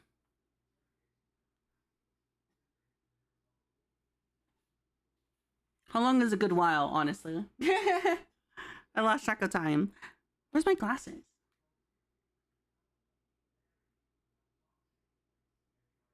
That's why they took so long.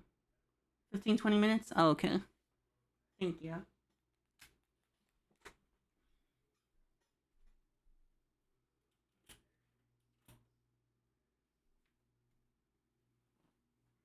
Where are my glasses?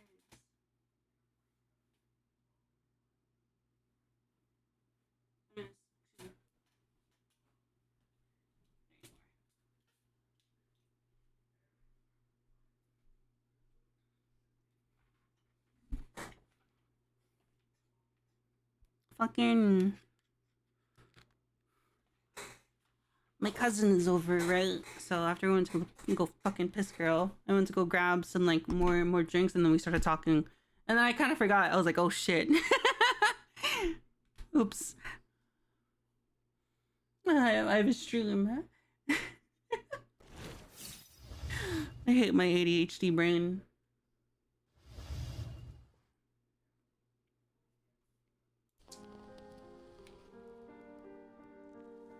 Are you having a Velma moment?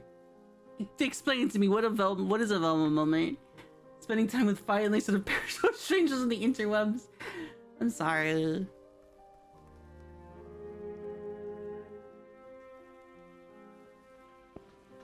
I couldn't find my glasses. Oh, okay. It's a damn fine bottle of wine. But no one in their right mind would open a vintage like this and leave it abandoned, unless something rather urgent interrupted the evening. Seems Lady Margaret was reading in the chair that evening.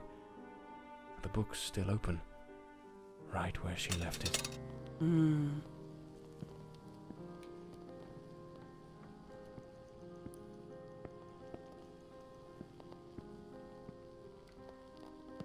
The bed is made. The Countess hadn't yet gone to bed on the night of the murder.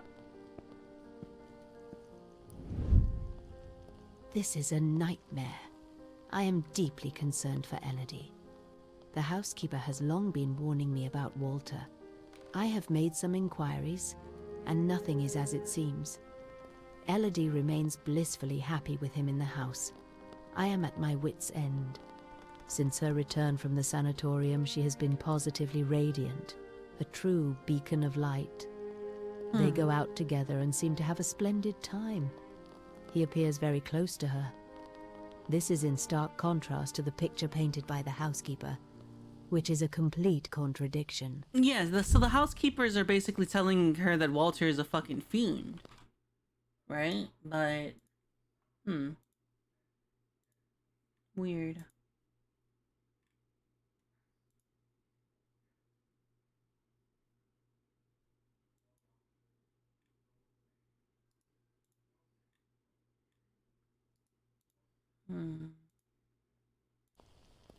Okay.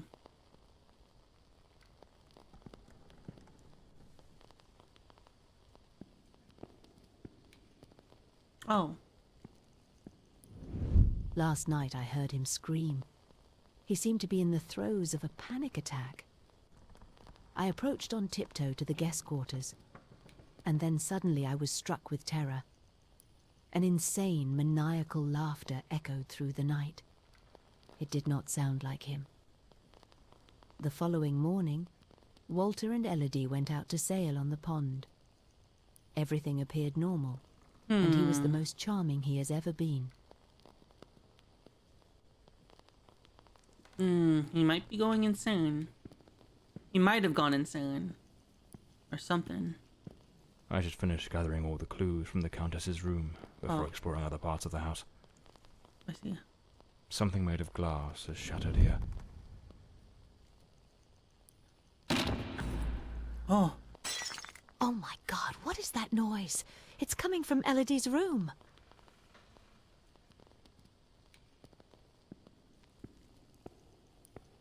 Wow.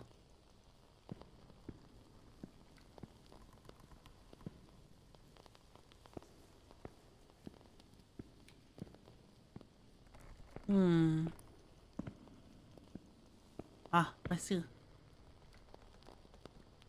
The fireplace tools.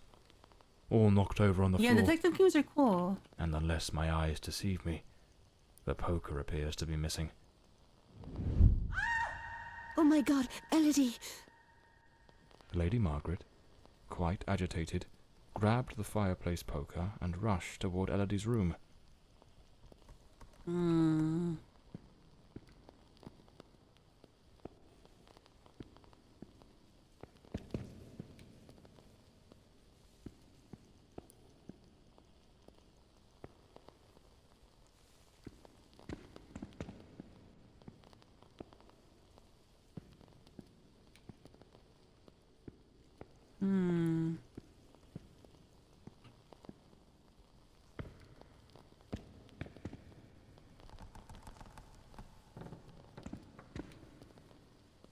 Ah, A key. Likely the one to Elodie's room. nice. Okay. Lady Margaret lied to me. She hadn't taken any sleeping draught that night. She could have heard the attack and rushed to see what was happening. Why did she hide this from me? Yeah, no, she did mention that she The more fucking I took a sleep. investigate, the more convoluted it all seems. I should head to Elodie's room to search for answers. Why did she lie to me? That's weird.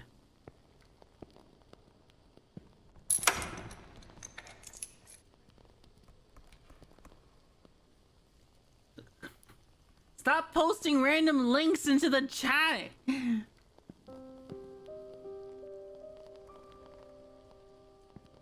There was a struggle here. Clear as day. Not a clean break-in. The killer wasn't subtle.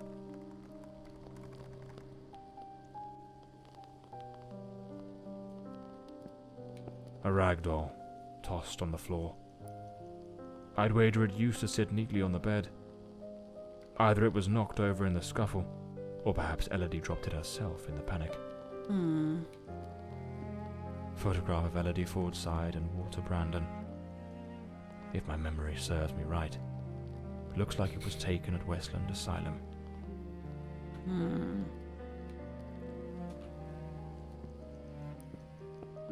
Weird. A pool of dried blood. There's no doubt now. This was the scene of the crime. Judging by the sheer brutality of the crime, we can almost certainly conclude the killer was a man of considerable build. The blood-stained coat, found alongside the greenhouse knife, suggests that the mysterious figure seen loitering nearby may, in fact, be the very same individual who committed the murder. They say the killer always returns to the scene of the crime. But 20 years have passed. Why now? Let's attempt to reconstruct the events, just as they might have unfolded that night, and try to understand precisely what happened. Okay. Why are you playing a game about your life? What are you talking about? A teacup on the bedside table. Elodie must have lain down that night, perhaps already drifting to sleep.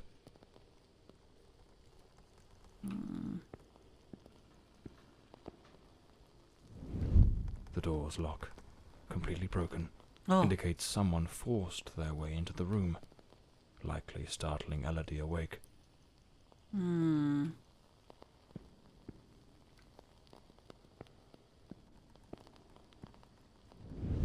Elodie tried to flee, but the killer cornered her near the vanity. She lost her balance and fell, breaking the dresser and chair. The killer dragged her to the bed against her will. In the struggle, one of the vases fell from the mantelpiece. On the bed, the killer stabbed her mercilessly, again and again, staining the sheets with blood. Yeah. That's when Lady Margaret arrived, striking the killer with the fireplace poker, knocking him away from Elodie. Damn, she's... Jesus Christ, that face is haunting. Wounded, the killer fled the scene, but it was already too late. Elodie was already dead.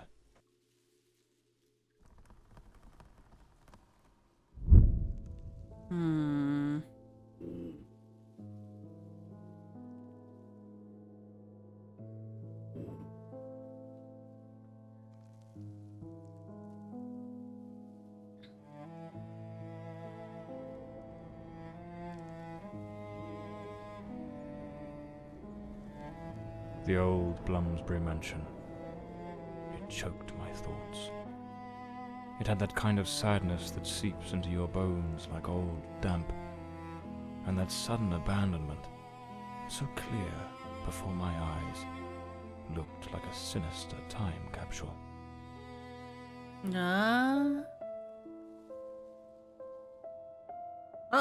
Too much gum.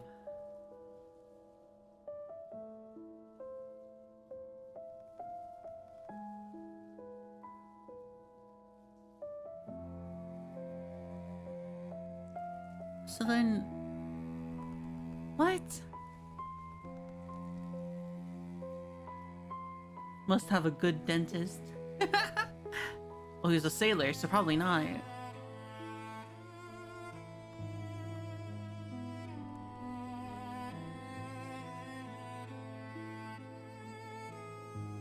One thing was certain.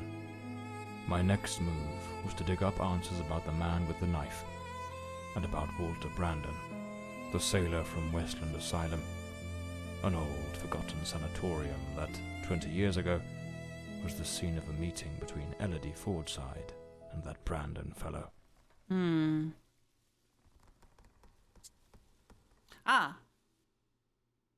The old sanatorium loomed in the distance, silent and solemn, a monument to forgotten suffering. It stood like a sleeping giant, its walls steeped in the horrors of another age. John knew that crossing its threshold meant stepping into the labyrinth of the human mind, where the madness of some and the cold indifference of others had turned places like this into a breeding ground for nightmares.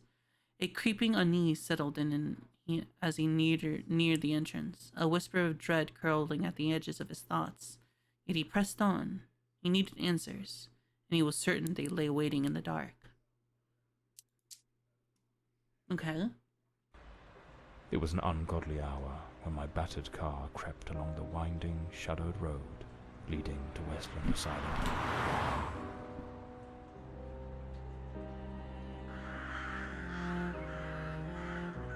Whoa!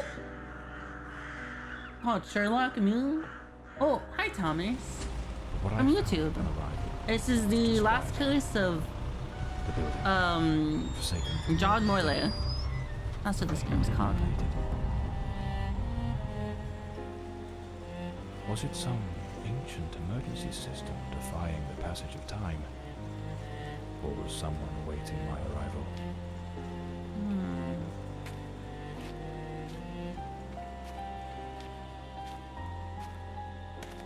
Interesting.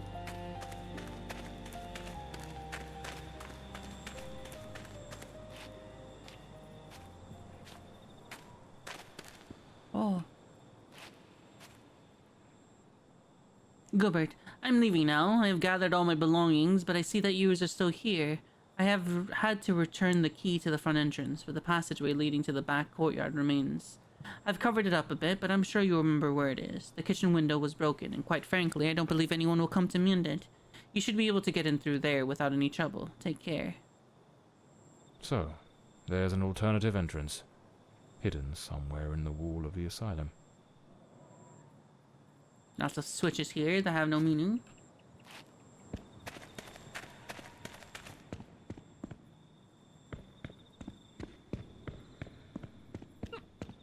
No, excuse me. The front door. Sealed shut. As expected. Nothing's ever straightforward, is it? I'll have to find another way in. Something about a kitchen window?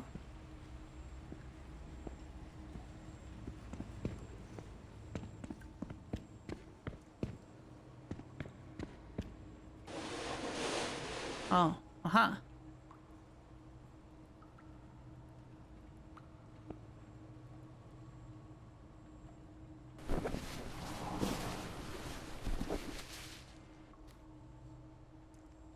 What is it, Anubis? Oh, I'm here.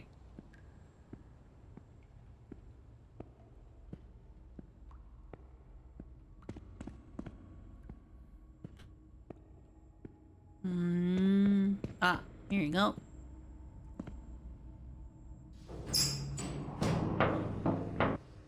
Ooh. God, boy, do I love fucking... Bloody hell. It's pitch black in here. Looks like I've stumbled into what could be the kitchen.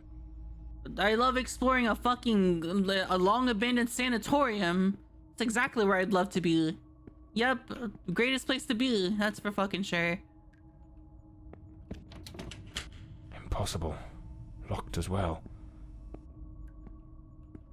It's dark as fuck here.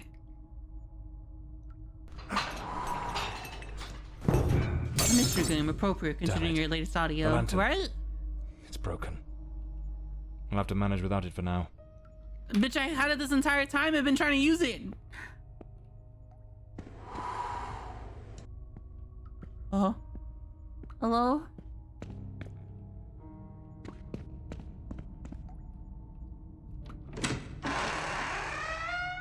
Okay. Some of the rooms are completely trashed. I didn't expect the asylum to be in such a state of decay. Oh. A bloody handprint. Someone injured must have leaned against this wall.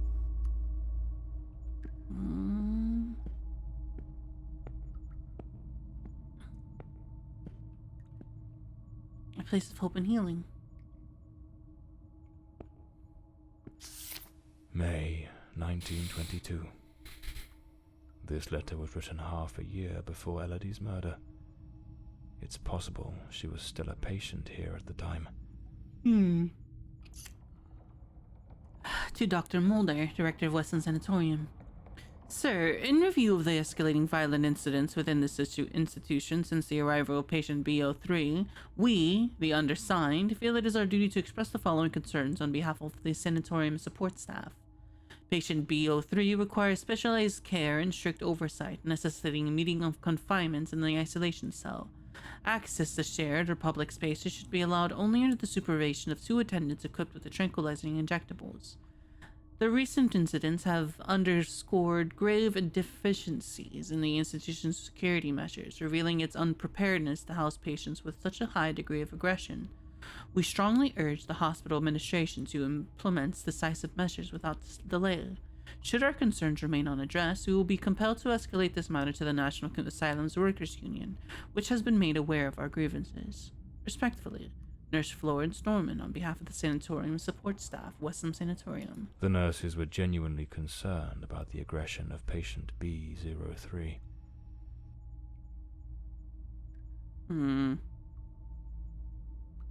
Strange.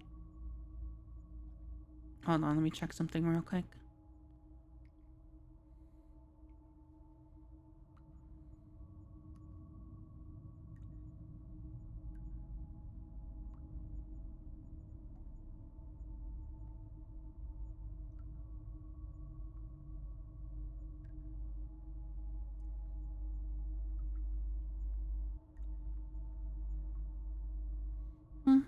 Okay, I think I got it. Westland Asylum was a top place in its good old days. place of hope and healing under the esteemed direction of Dr. Mulder with distinguished consultation of Dr. Sheridan, expert in modern therapeutic methods. Compassion, understanding, and advanced techniques of mental health care marking the start of recovery. Dr. Mulder's guidance and Drahedians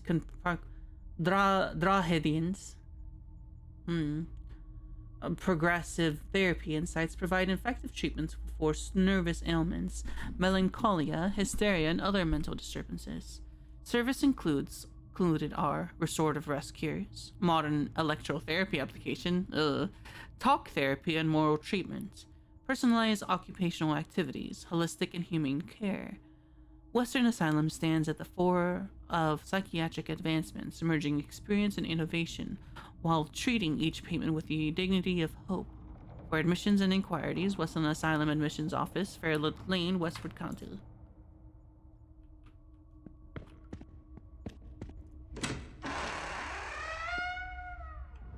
The girl? How is the girl? You mean Miss Elodie Fortside? Don't worry, that bloke didn't lay a finger on her.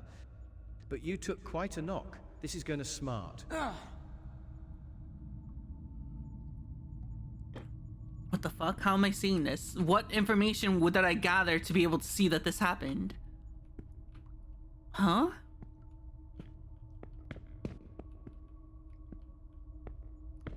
That's so weird.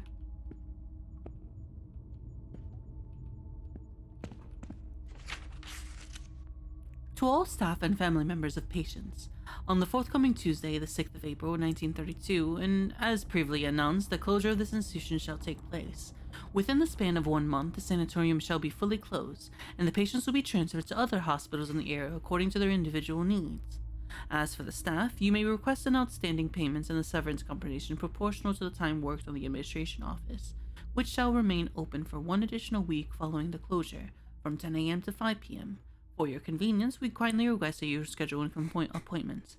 The final working and servable day shall be Monday, the 4th of April, 1932. Dr. Mulder, Director of Western Sanatorium. The asylum was shut down 10 years ago. Judging by the state it's in, they probably had no choice but to close it due to the building's condition. Some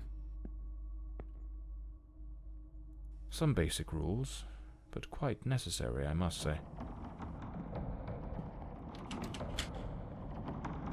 Fuck. What is that sound?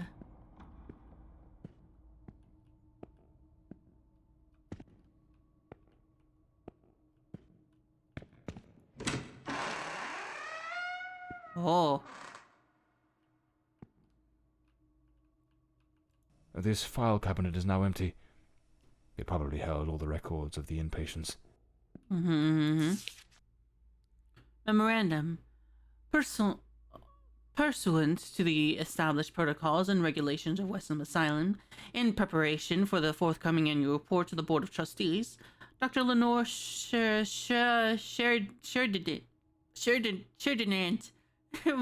will retain custody of the patient records for the duration of 5 days. Members of the medical staff requiring access to these records during this interval are advised to direct their inquiries to Dr. Sheridan's office between the hours of 9 a.m. and 3 p.m. I need to find Dr. Sheridan's office. Sheridan's.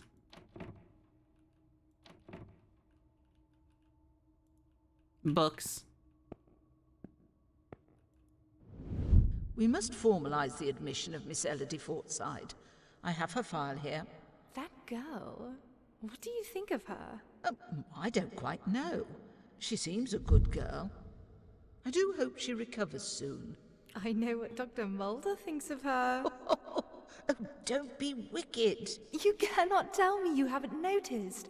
Have you seen the way he looks at her? Why are you gossiping on the potential molestation of your superior of a patient? Gossiping about a certain Dr. Mulder, who appeared to be especially taken with Elodie. Under what information did I glean this fucking observation?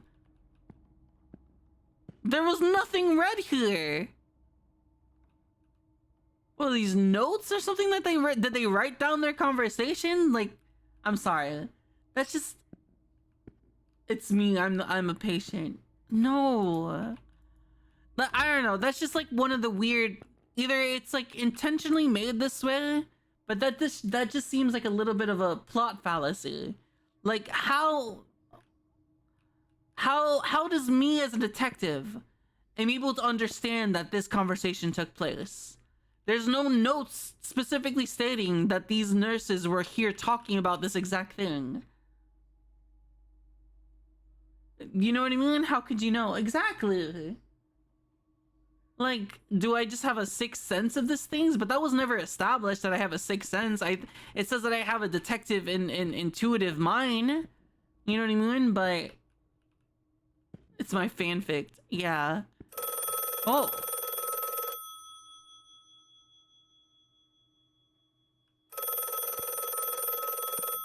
Hello?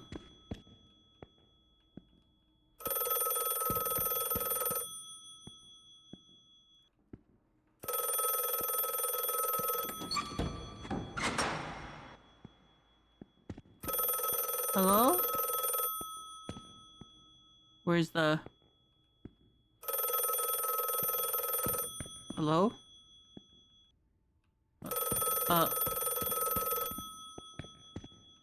Hello?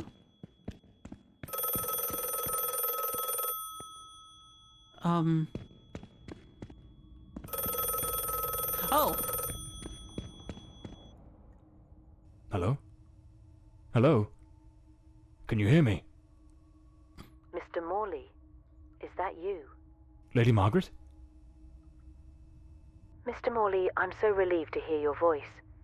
I've been trying to reach your office, but I couldn't get through to anyone. It's awfully late at night, Lady Margaret.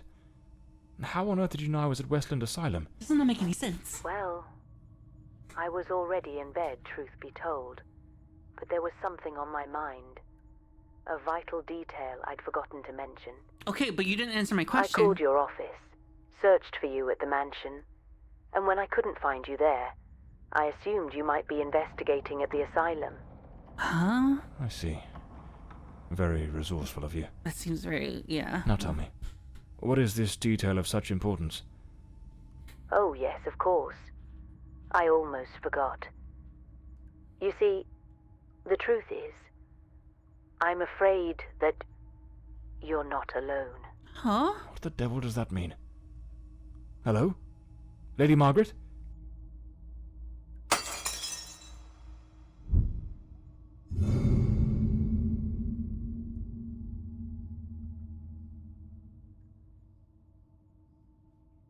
What the fuck?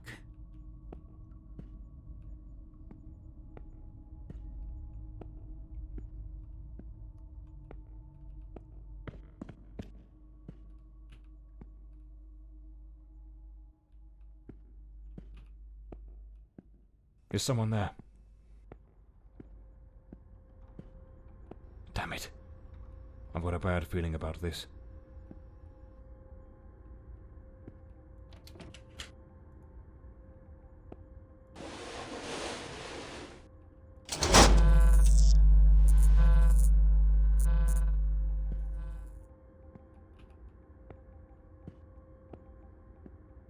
Well, it's dark. Scary.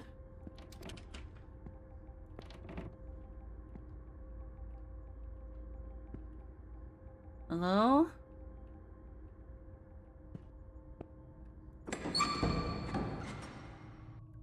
Ah!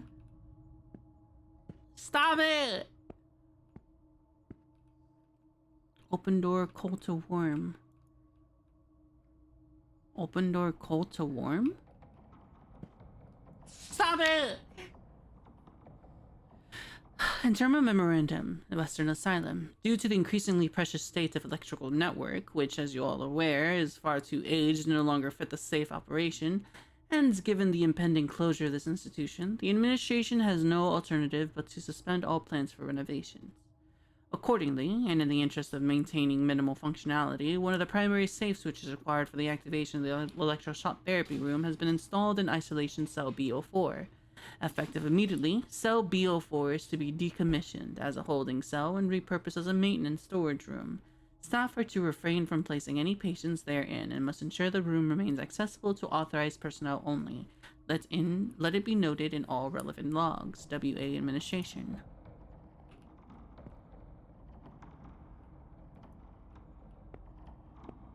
Oh, the door opened.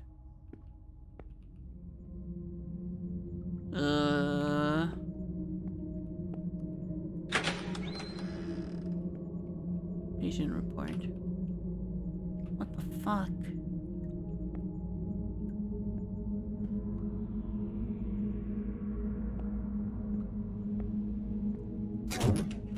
Oh.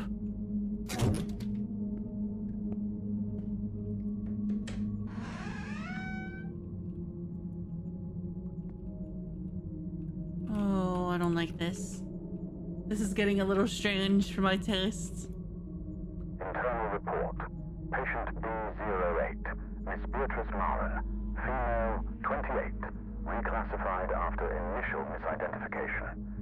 Miss Maren presents with severe self-destructive behaviors. She engages in autosarcophagy, self-cannibalism that has markedly compromised her physical integrity and compulsively ingests her own hair. These actions, driven by deep psychological torment and overwhelming despair, leave her in a perilously fragile state. As a precaution, she is secured in a straitjacket and confined to an environment entirely devoid of any utensils or objects that might facilitate further self-harm. Her treatment protocol centers on the administration of potent sedatives to alleviate anxiety and curb these impulses, with ongoing monitoring.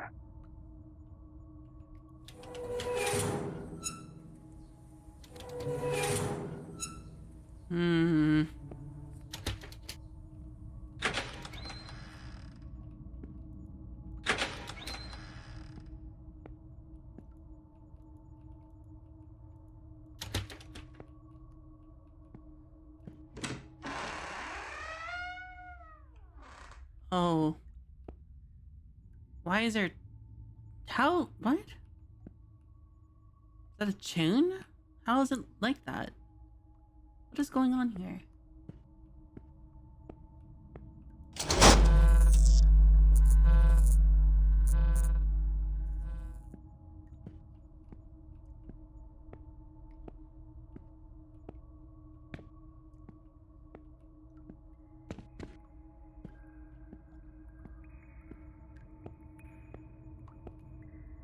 Internal report. Patient B03, identity unknown. Male, early 30s. Admitted after being the cause of a series of violent incidents. The patient exhibits a disturbing duality.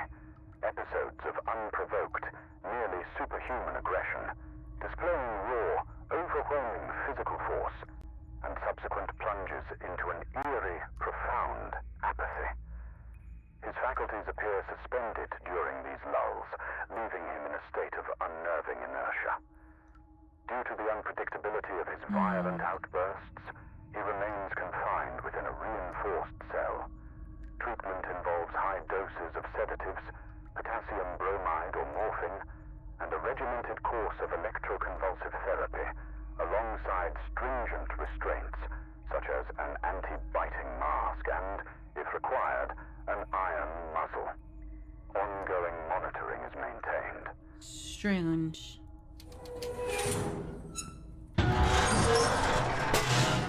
Jesus. Alright.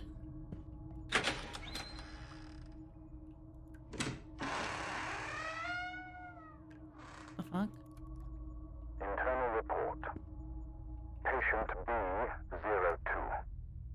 Mr. Norbert Clark, 45, from Sanderson, is a persistent pyromaniac whose actions have repeatedly endangered both property and life. Despite his seemingly frail build, he harbors an alarming compulsion for fire setting, a tendency exacerbated by intermittent episodes of disorganized thought and incoherent speech under duress. His unsettling, fixed gaze suggests the planning of covert schemes, amplifying his threat. To mitigate risk, he is isolated in a secure cell, thoroughly cleared of flammable materials. His management includes a regimented program of sedatives and antipsychotic medications to stabilize his manic and schizoid symptoms, with vigilant oversight maintained. Anti-flammable items, huh? Oh. Ah, I see. Ah, I see. Okay, I understand the puzzle now.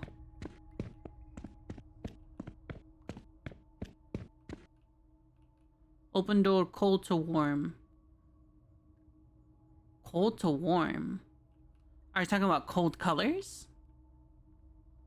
Okay, so then that would be blue. Oh, it's probably gonna reset after I hit them all.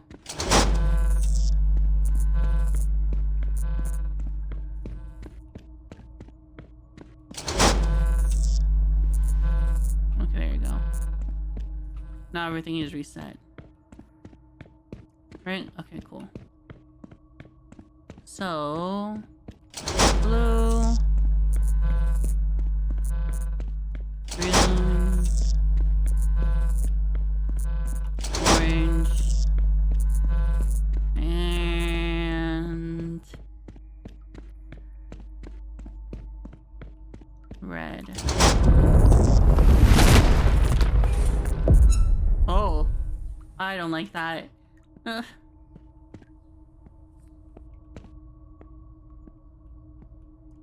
This room gives me the shivers. East wing access, huh? Jesus, that's just an electric chair. Jesus. Patient transfer note, BO3. Transfer patient BO3 to area M. Following several sessions of electroconvulsive therapy, ECT, the patient has shown significant improvement. Previous violent episodes have been entirely eradicated, and the patient now presents with a profound state of apathy. Characterized by emotional detachment and a notable lack of response, his interactions are limited to monosyllabic utterances with no sign of aggression or emotional reaction. This behavior may be attributed to the intensification of treatment, as well as a potential underlying psychological conditions that we must continue to investigate. It is anticipated that, with continued observation, the patient will gradually regain his ability to communicate and exhibit emotional responses. However, the complexity of the case should be taken into consideration, along with the need for potential adjustments to his ongoing treatment. Given the control of the violent tendencies and the stabilization of his condition, it is deemed appropriate to transfer the patient to Area M, a less restrictive environment, though under strict supervision. Close monitoring is recommended to assess any potential changes in behavior, with the possibility of further adjustments to his medication. Dr. Sheridan. So are we saying that this person might have been Brandon? The person that the Elodie had met? Hello?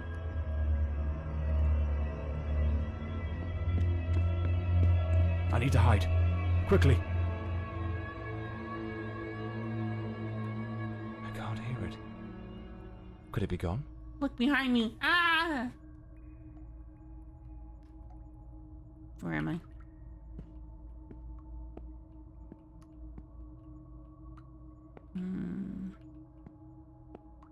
What the fuck?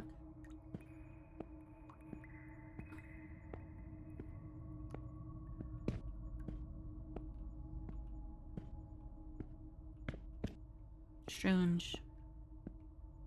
Very strange. Oh.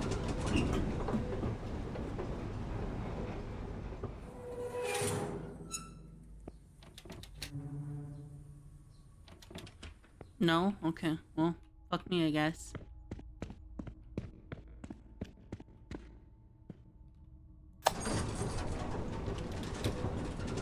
It's locked. Without the key, I won't be able to access the upper floors. I have the key. Well, I got a key.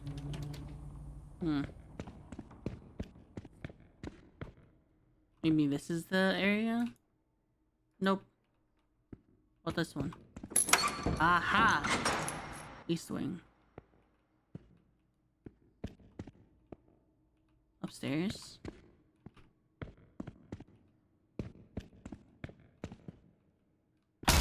Oh! What the fuck? Hello? Oh. Matthew Garbury. Maintenance. A cigarette case, with a bit of tobacco still inside. Okay. Clean water, an apple, a bit of bread. The food's still fresh. Hmm. A maintenance uniform. Oddly well prepared. Not a speck of dust on it. Could it be someone groundskeeper? Looks like someone's been coming through here. Perhaps this is what Lady Margaret meant in her call. Or was she trying to warn me about something else? Why would she have communications to an asylum? How would she know there would be someone in here with me? Why would she have any idea of people, of grounds people who are still active on the fucking in this asylum? It's not like she's an owner of it or something. She's evil, duh. True.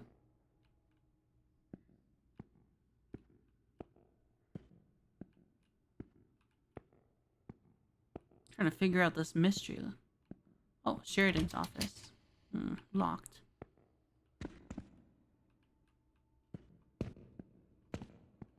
Mail's rooms.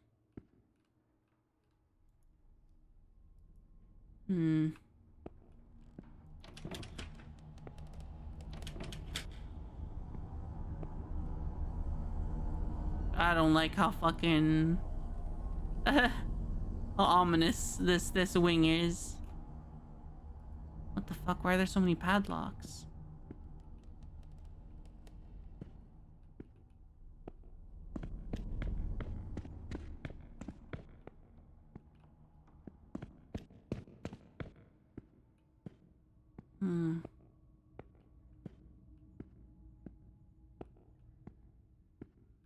I can't see shit.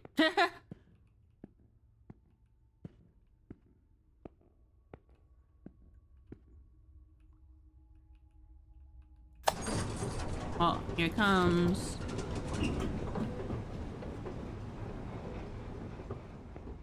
Here it is. Oh. Dr. Sheridan's office. This is where I'll find Elodie and Walter's records.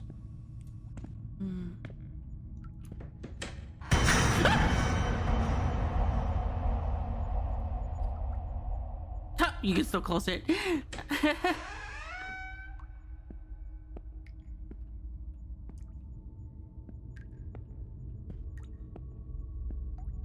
Oh.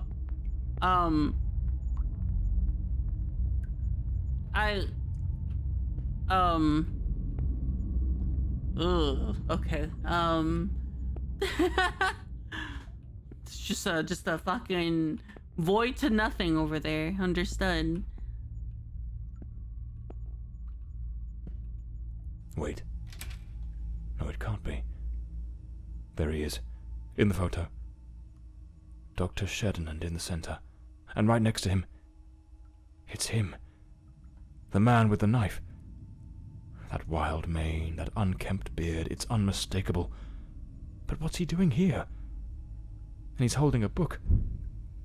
I need to get to the library. Elodie's record. Patient at the sanatorium. Date of admission, 14 December 1921. October's patient registration number, 2546. Reason for admission. Miss Elodie Forsythe was admitted to this asylum upon the directive of her mother, Lady Margaret Forsythe, a notable benefactress of this institution. The patient exhibits a persistently low mood, a tendency towards social withdrawal, and a recurrently negative thoughts. Lady Forsythe expressed concern over the risk of the patient engaging in self-harming behavior. Preliminary observation. During the initial evaluation, the patient displayed a withdrawn posture, delayed response, and a consistent avoidance of eye contact. She reported feeling trapped in a constant state of oppression and described a persistent sense of unease, though she refrained from providing further detail. Her condition necessitates close observation and a progressive therapeutic approach to monitor and assess any changes. Hereby, the admission of Miss Forsythe to our institution is formally recorded. A detailed follow-up of her progress shall be maintained. Nothing of interest here. Okay, then why? Strange. Elodie's record was easy to find, but there's no sign of anything related to Walter Brandon. Something doesn't add up. What am I missing? Not sure. Dr. Sheridan, first and foremost, I must acknowledge the commendable results you have achieved with your recreational reading therapy. It is evident that the escapism and the avenues offered by literary fiction have contributed significantly alleviating the anxiety of our patients. However, I regret to inform you that one of our patients, Miss Elodie Forsyth, will no longer participate in your reading sessions. Given that she is the daughter of esteemed Miss Margaret Forsyth, I deem it unsuitable for her to associate with certain individuals whose questionable moral standings have had adverse effects on the delicate mind of the young lady. It is the best that she be kept apart from such influences. Therefore, I am relieving you of any responsibility of her care, and I shall take over the management of Miss Elodie Forsyth's treatment from this day on forward. I have already communicated the decision to her mother, Lady Margaret. I trust you understand the necessity of this change. Dr. Friedrich Mulder, Managing Director. Questionable morality? Don't make me laugh, Frederick. What truly eats at you is a fear that those bad influence might actually be too good for her. What is it you truly aspire to? A seat among the nobility, perhaps? You're a pathetic hypocrite, consumed by your own ego. Ugh. Damn, fucking free the child. What was that noise? Sounds like something just came crashing down. What the fuck?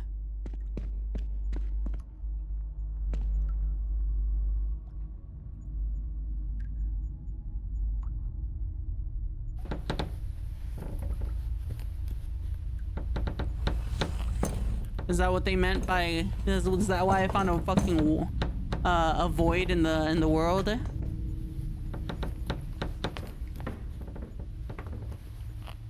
What the fuck? What the fuck, bro? That was loud. That was really loud.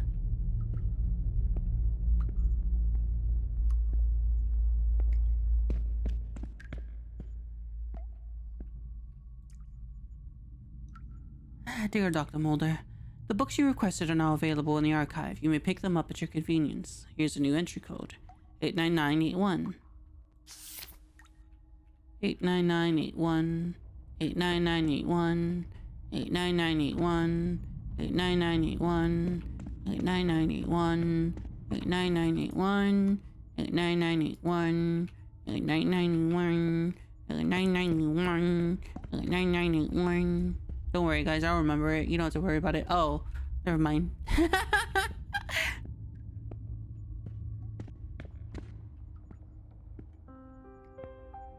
What the fuck?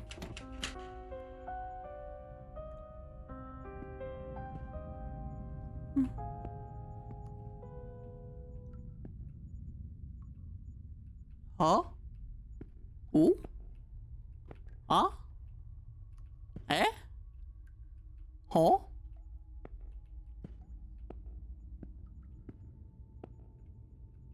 Why is this man stalking me with a knife? Maybe he just wants to cut me a piece of that apple I found. Trancy!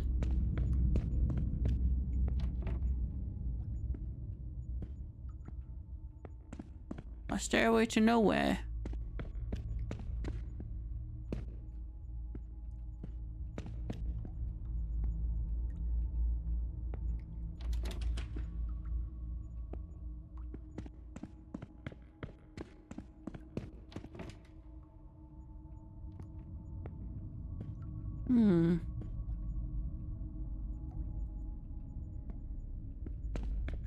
Where am I?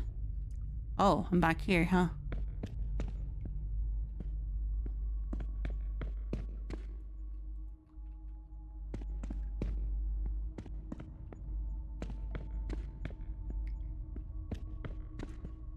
Weird.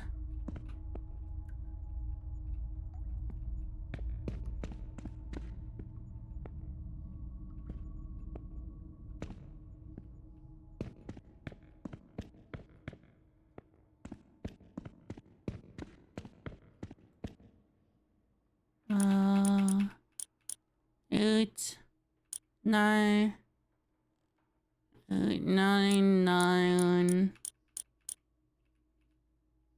81. Yeah. Hold on, let's check something real quick though. Because I'm pretty sure I can just go upstairs, can't I? No? How did I go up there in the first place?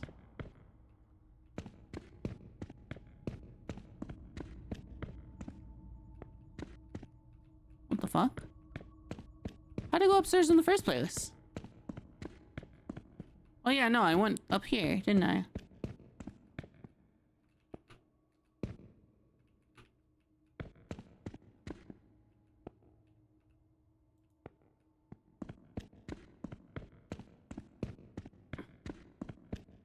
Yeah, I went upstairs here. Went there, and then if I keep on going upstairs, what happens? Can't open here. And then nothing. Okay. But I can go back at some point. And then I leave here and into the archives. The Rosac chest. Alright, let's see what I see. My first thoughts are 2 sparrows leaving from a church of some kind. I see an ant's face close up.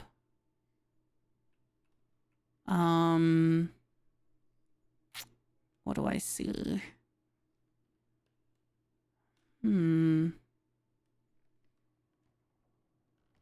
I see like a very eloquent knight's mask or knight's helmet.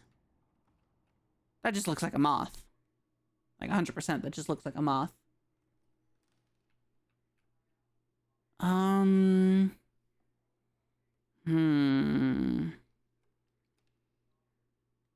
I see the face of a dragon, like with its eyes, its nose, and its fucking mouth frios.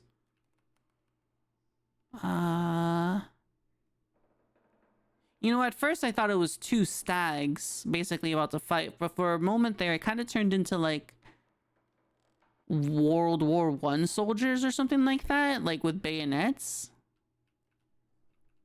I see a full moon reflected off of the waters of a lake with a surrounding forest. And then this is 2 children playing patty cake.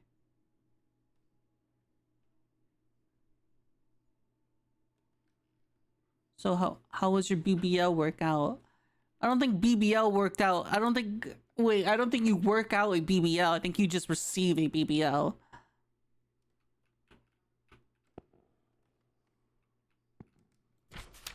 Today's code to the open key box, the moth. Okay.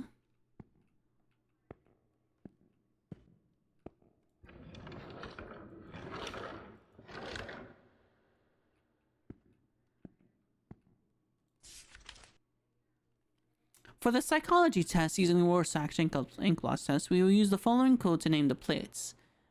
This way, the patient will not be able to obtain information about their evaluation unless the therapist deems it appropriate. Oh, so then...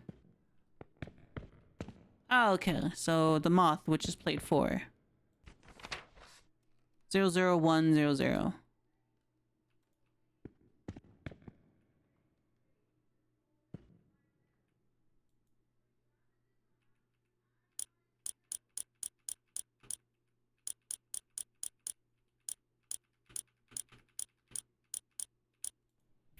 There you go.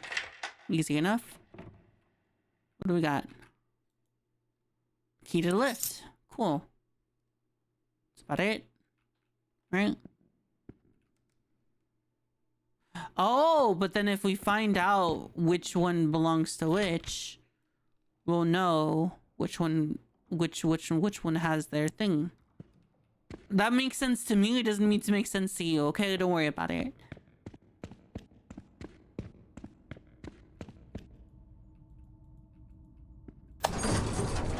I'm down.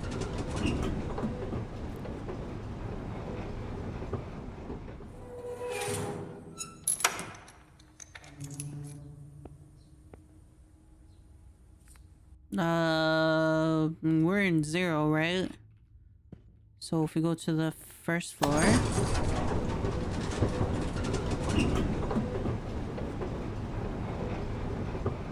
That's here.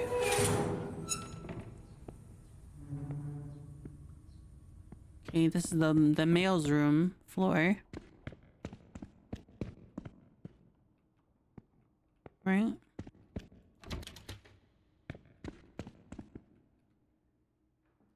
And these have padlocks on them. But I don't know who they might belong to. Until I do. Eventually. Okay.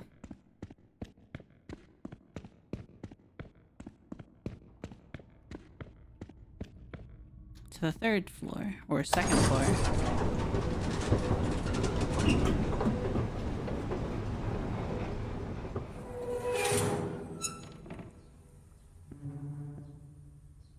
Isn't this where, like, the murderer was looking at me? The guy with the knife? I think so.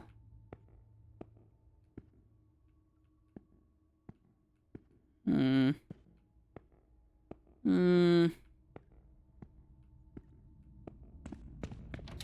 you imagine those ink blot tests and someone actually, like, knows what they're talking about and they just say, like, yeah, you thinking that makes you fucking gay. You're gay. You're 100% gay. I'm like, oh, okay, cool. Art therapy room. Uh-oh. Don't like this. Oh! Alright. Jesus Christ.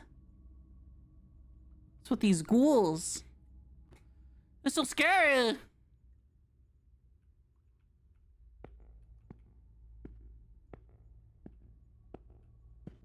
Wait a second. No. Because, like, okay, I think I just unlocked something.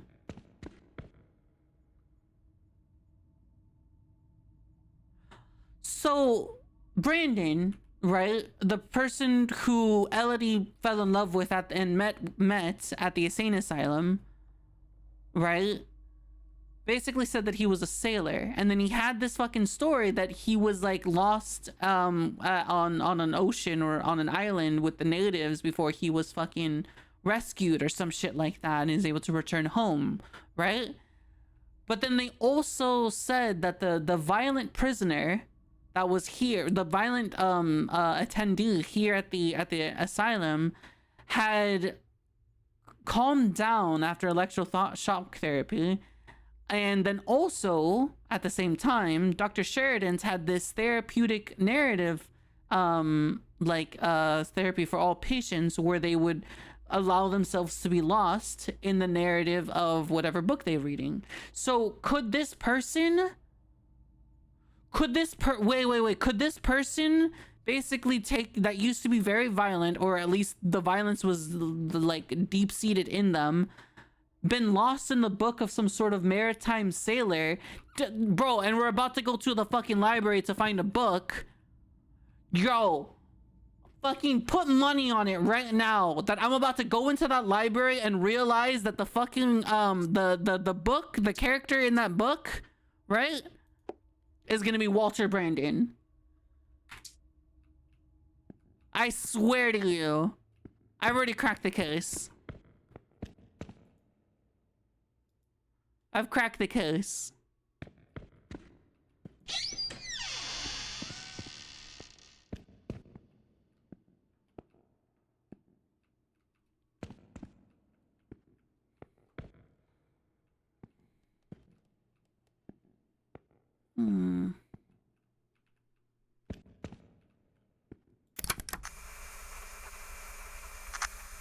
Patient recording, Elodie Fordside, February 3rd, 1922. Daily record number 23. Let us begin. How are you feeling today, Miss Fordside? I feel well. Elodie, we have discussed this before. If you do not tell me how you truly feel, we will make no progress. I feel a little sad, perhaps. I am alone here. I miss my mother and having company. so much time with nothing to do makes me think of things I do not wish to think of. I see. Listen, Elodie. I believe you are looking at this the wrong way. If, instead of dwelling on what you call dark thoughts, you were to focus on possibilities, your outlook would change entirely. A young, beautiful woman such as yourself should look to the future with excitement. Think of all the adventures that lie ahead. Your family, your career as a painter. Perhaps even finding a man. A man of good standing. One who could protect you from your demons. A man? Tell me, Elodie, is there no man who stirs your heart? This is so grody. What in God's name do you think you're doing? Miss Fordside, you may go. We shall continue later. Very well. Have you lost your mind? Where is your professionalism? Do not presume to judge my methods with your oh-so-righteous reading therapy. Methods? The entire hospital is whispering about you. She is a patient, Dr. Mulder, and she is mentally unwell. Listen, Ferdinand. Stay out of my affairs, and I shall stay out of yours. Or have you forgotten which one of us is the director of this institution? Do as you please. But if I ever witness such a scene again, I will not remain silent. Jesus, that's just grody and dark. Damn fool. Yeah, he's the damn fool. Fucking idiot. Grody, disgusting man.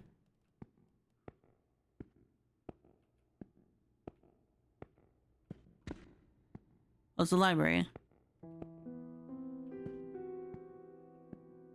Hi, Chansey. Maureen, finally, patient 1365 has returned the book. Every time they borrow it, it takes a month to bring it back. When it's not him, it's that girl. I can't even imagine how many times they've read it. But there are other patients who have also requested it, and I have made the decision to take it off the shelf and place it in the custody of the ones who opened the golden blocks. If anyone asks for it, it will be there. Librarian. Chansey, you just missed all context. Get out of here. One who discovers golden locks. The myth of psychology. In the shadows of forgotten myths lies the story of Psyche, the soul herself, driven by longing to reunite with her lost love. Cupid, also known as Eros, god of love, desire, and irresistible attraction. Her path leads downward to the depths of the underworld. There, she must retrieve a golden box, said to contain a trace of Persephone's beauty. Persephone, goddess of spring and fertility, and yet also the somber queen of the dead. But Psyche is warned, do not open the box. Still, hope is a dangerous thing. Perhaps she believed that a touch of divine beauty would make her worthy again in Cupid's eyes. Perhaps it was simply curiosity, that old companion of tragedy. She opens the box. But there is no beauty inside, only darkness. A deathly sleep sleeps out, wrapping her in silence. Her body falls still, suspended between life and death, and so she enters the hidden kingdom, the realm of madness.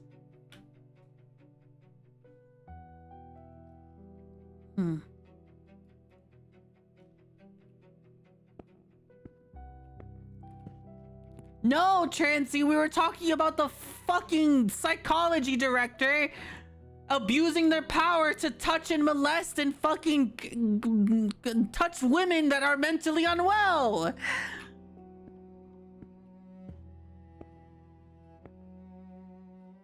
Yeah, oh. Internal note on patient organization and cataloging.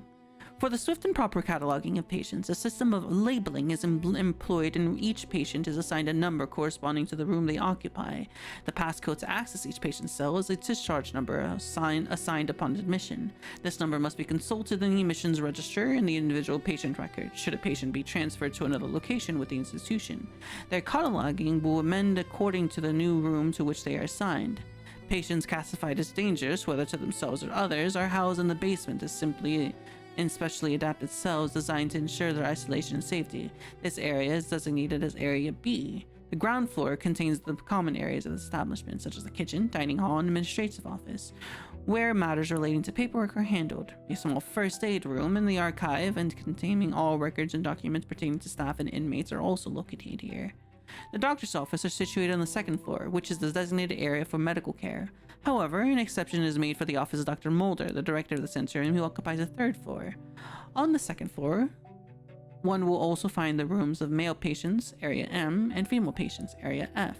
It is important to note that the attic, which was previously used as a recreation room and the therapeutic activities, has been permanently closed due to its unsuitable and unsafe structural condition. This system of organization and cataloging has been designed to maintain proper control and safety of all inmates, as well as to ensure efficiency in the management of various sections of the asylum. Selma Cretan, Administration Security, Western Asylum.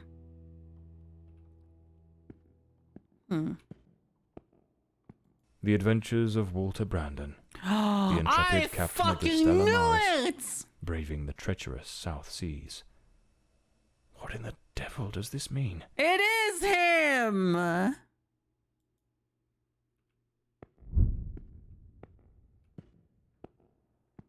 He took on the moniker of the fucking person that he read about.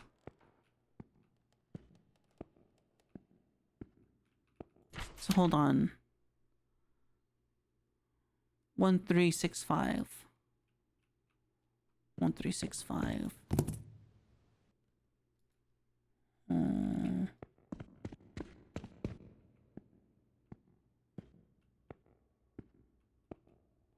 Oh, hold on.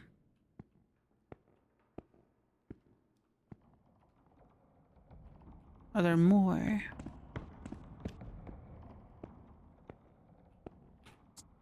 Hold on.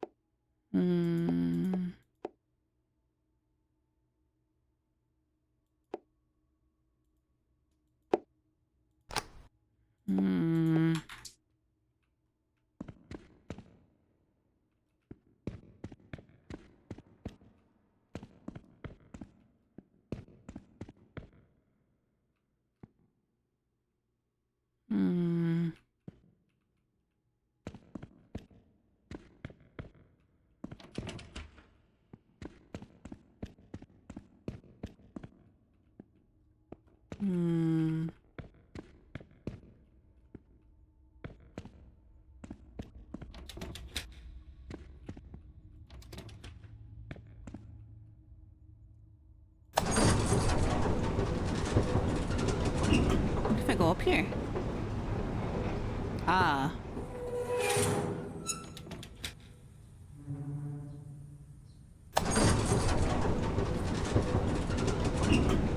Down I go.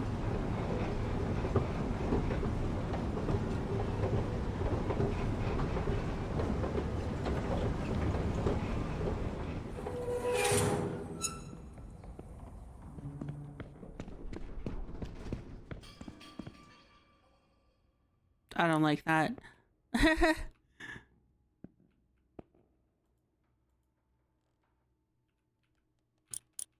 One, three,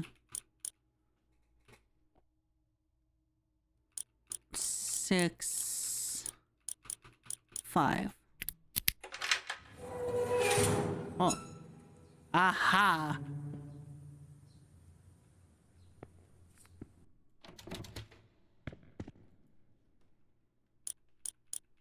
So then by that, one throw.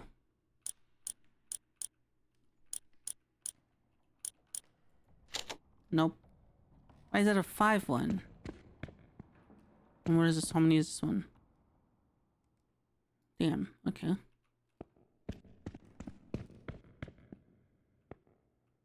A ship's old helm, tied to the bed, What was as the if it were the code? quarterdeck of a vessel.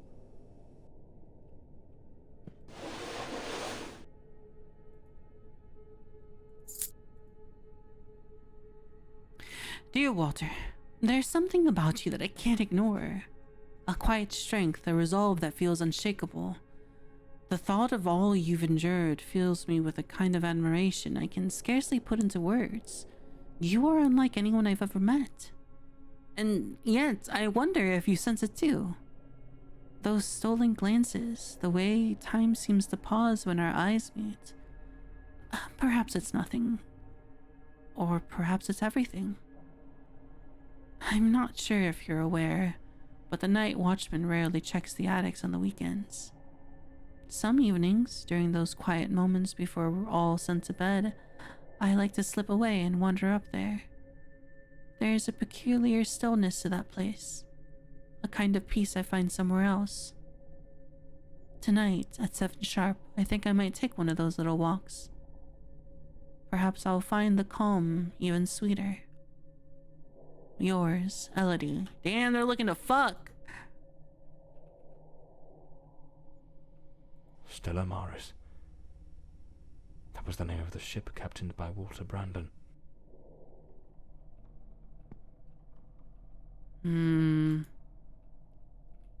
That hospital screen is positioned like the sail of a ship.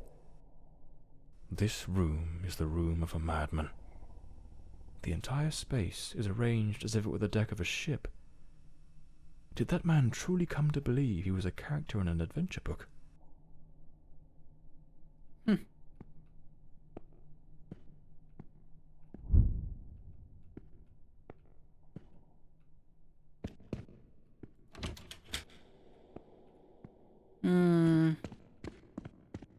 I think I got a key to the attic just then. I think.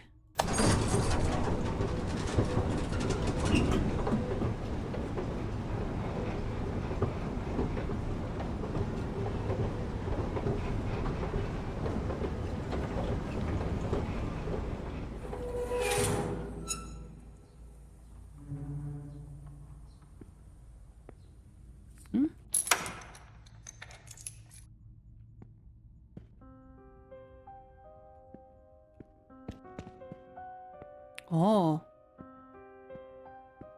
Powerful drugs for depression. Anxiolytics.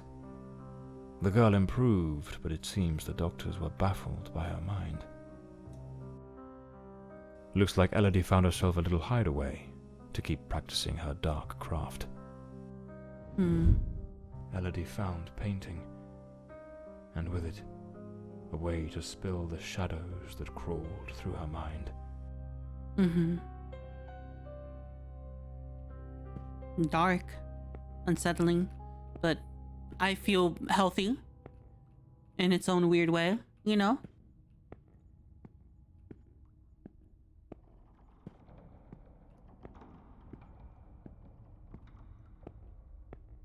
A pair of scissors and a comb. Elodie put in real effort to make him fit the mold of her ideal hero. Hair on the chair, strands on the floor. This is where the transformation took place.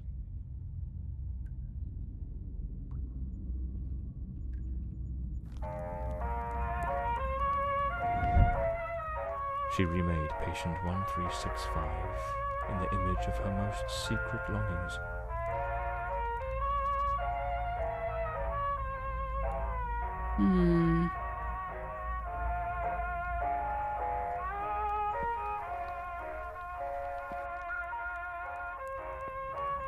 I mean, strange. Their secret hideaway.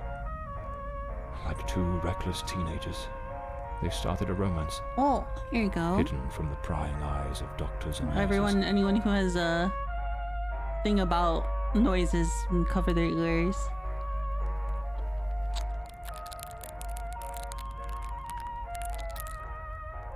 Here you go.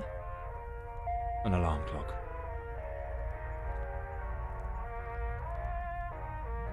Most likely, they used it to slip back to the second floor before anyone noticed they were gone. For a while, they managed to keep their affair in the shadows, far from the eyes of doctors and nurses.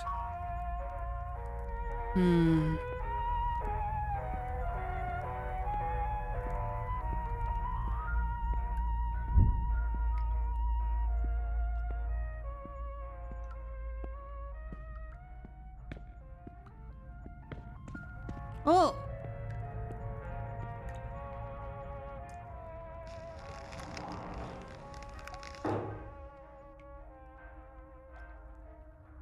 peek.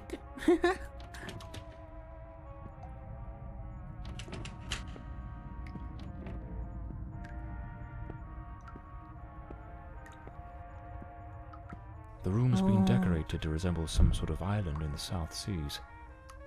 Of course, I should have guessed. She pulled him into her world. Elodie created Walter Brandon. Oh. Dear Elodie, it has been some weeks since you requested a private session. As both your physician and your friend, I find myself troubled, unable to cast aside the thoughts of the solitude you spoke of weeks past, solitude of which you have not since uttered a word. These days, burdened as I am with duty, I shall be confined to my office until the late hours of the night. Should you at any moment feel the impulse or the need for company, do not hesitate to visit me. The code to enter my office is 39124. This letter.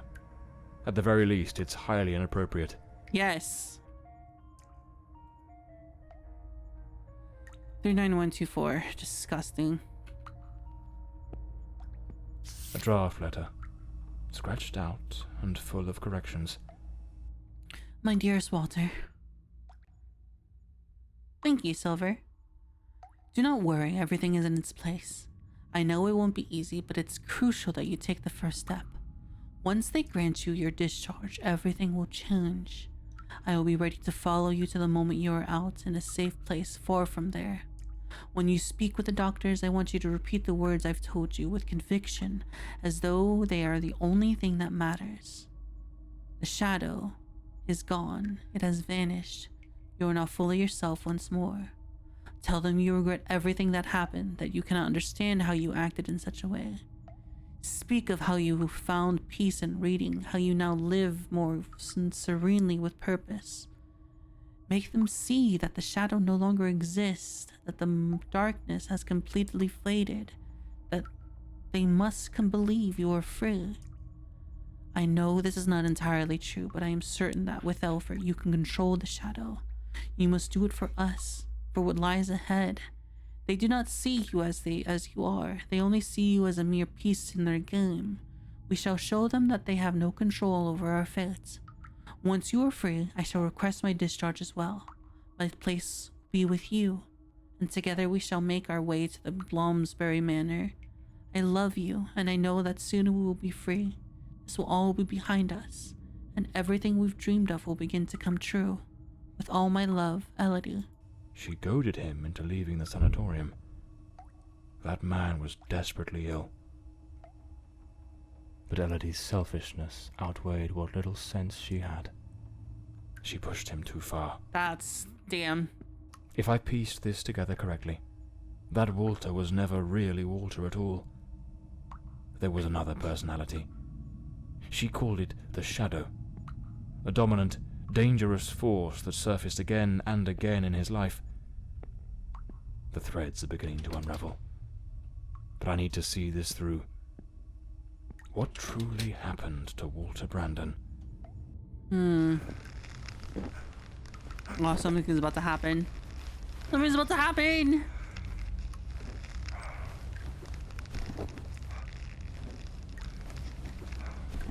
Oh, never mind.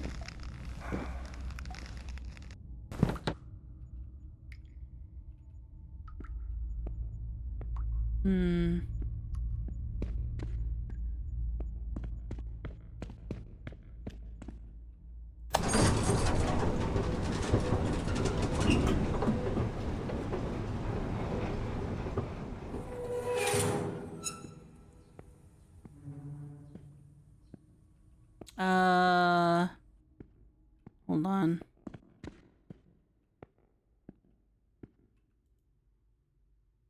Three, 1, 9, 2, 4. Huh? Is this not Mulder? Oh, this is Mueller. Dr. Mueller. No, wait. That was it. Wasn't it?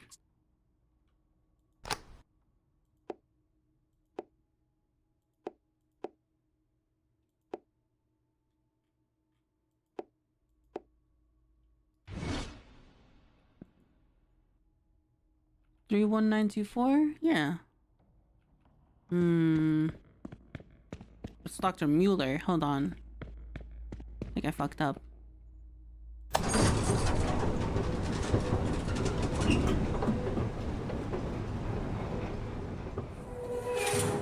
No, it didn't.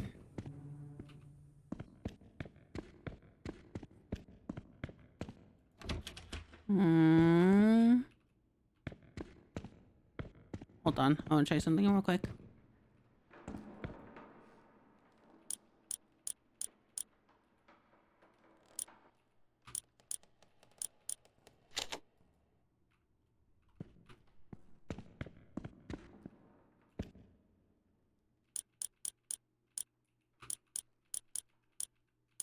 I'm just trying it out.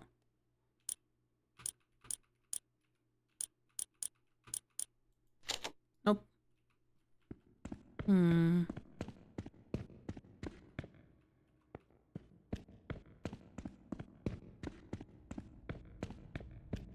Did I misread it? Hello?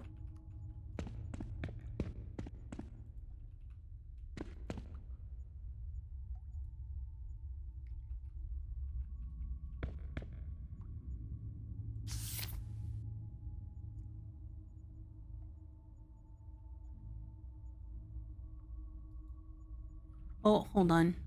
I need something to drink. I'll be right back, guys. I'm thirsty.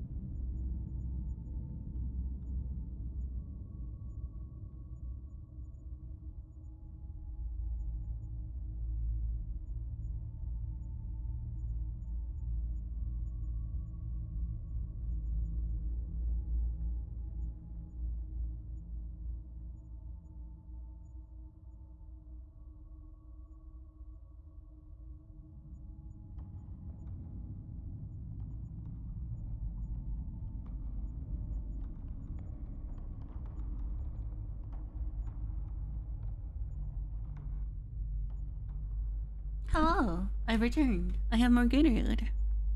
Let's go back to it. I feel like we're at the end. We're almost at the end, at least. I just have some things I want to look into. One of those things is, how the fuck did, what?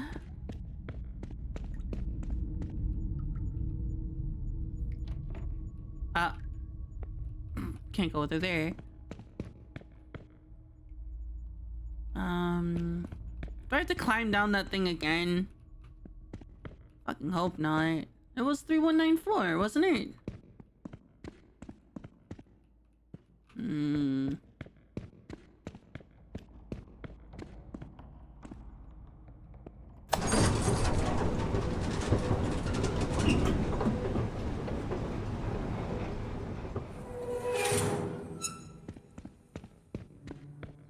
Hmm. 319 31923 31923 31922 31921.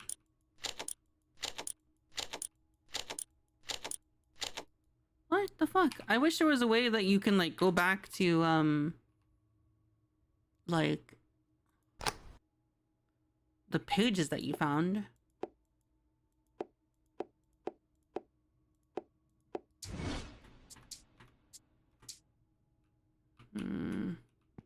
I have to go back upstairs.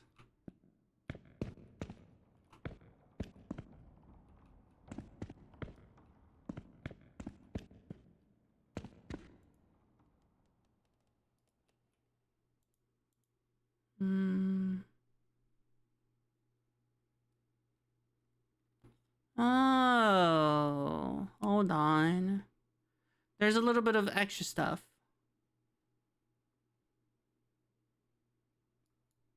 Hold on. I have some thinking I need to do. But first, let's go grab that number.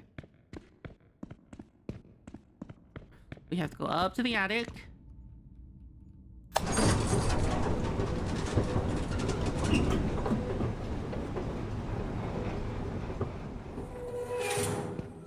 Down the set of fucking rope. Our island. Oh, that's cute. Fucked up. Yeah. Just go down.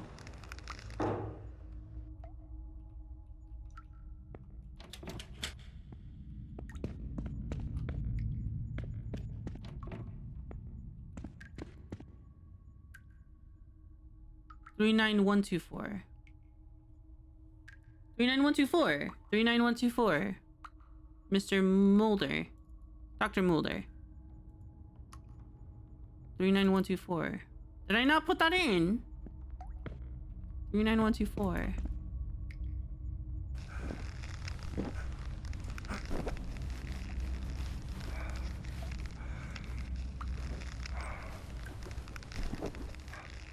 Is that not the same? 39124?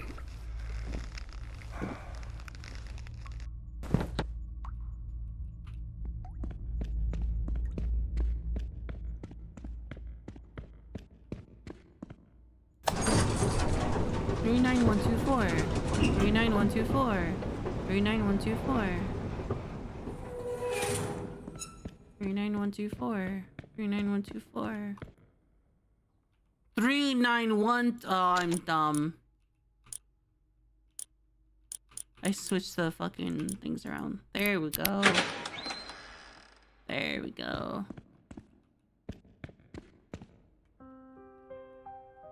Interesting.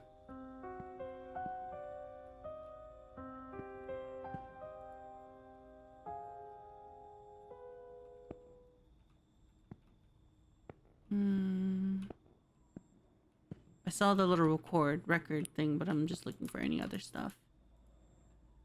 Alright, hold on. Before we play that message, I want to look at something.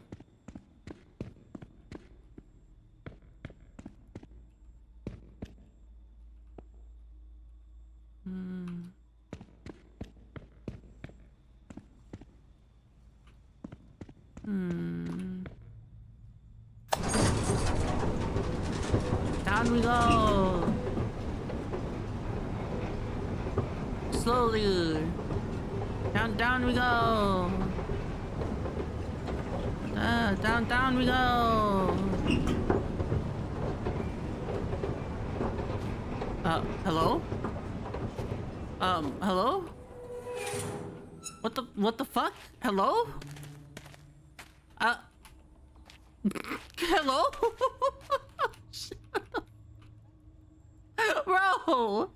Bro! Okay. I think I just soft locked myself. Can I load? How long are we back? How long are we? What was the last? Okay, thank God. Okay.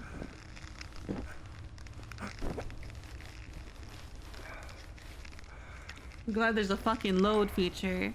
I was also kind of concerned because there was no way to save the game. Thank God it auto saves.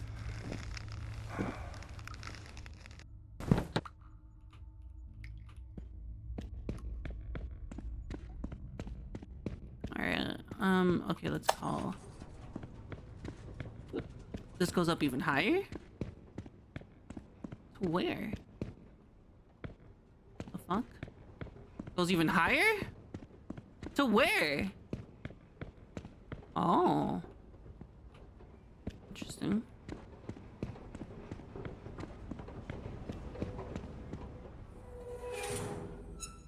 Oh.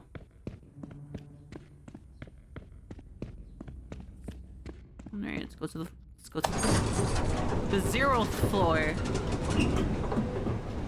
That bothers me, by the way. Why is it 0? Because the first floor is technically the main floor, right?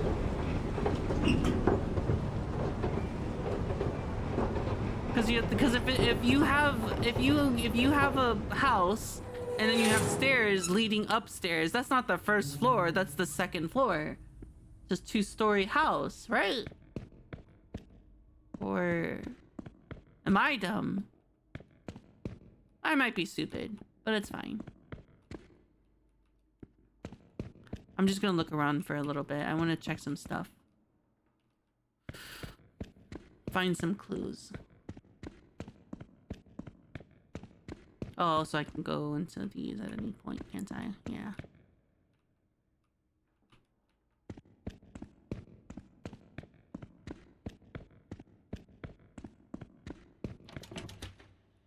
Of course. Of course. Running around at the speed of sound. Got places to go, gotta follow my rainbow.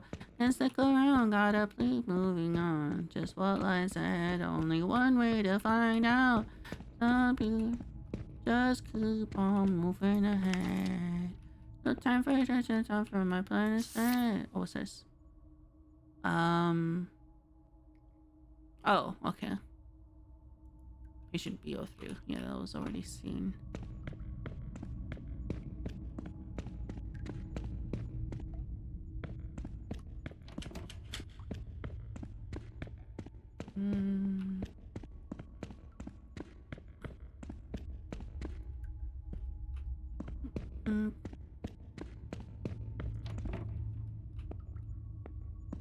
Just your feelings, gotta live and learn.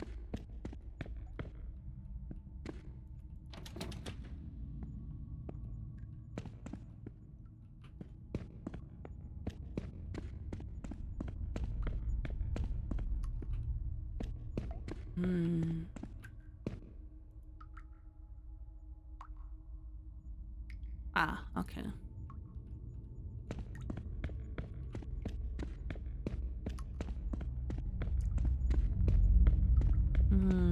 Ominous as fuck. Jesus. Don't mind me.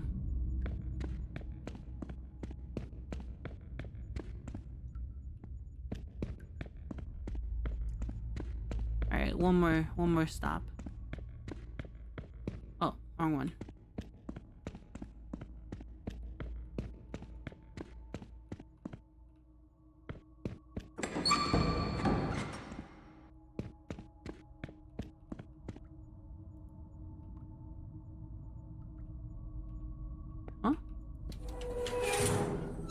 Are you not gonna repeat? Damn.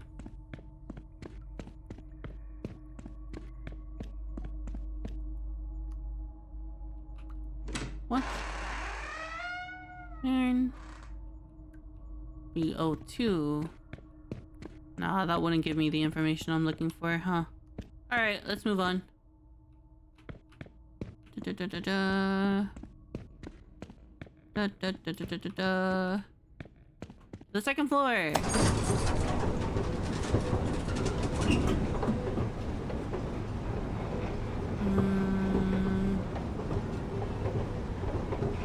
39124.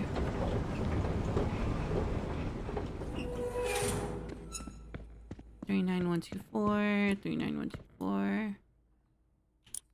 391. Oops. 24.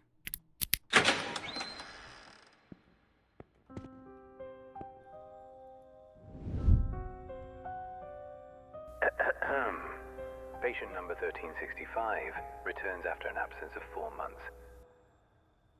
Oh. He's in a state of utter disorientation, perspiration pouring off him, and good heavens, there's a severe wound to the skull. His clothes and hands are covered in blood, and it doesn't appear to be his own.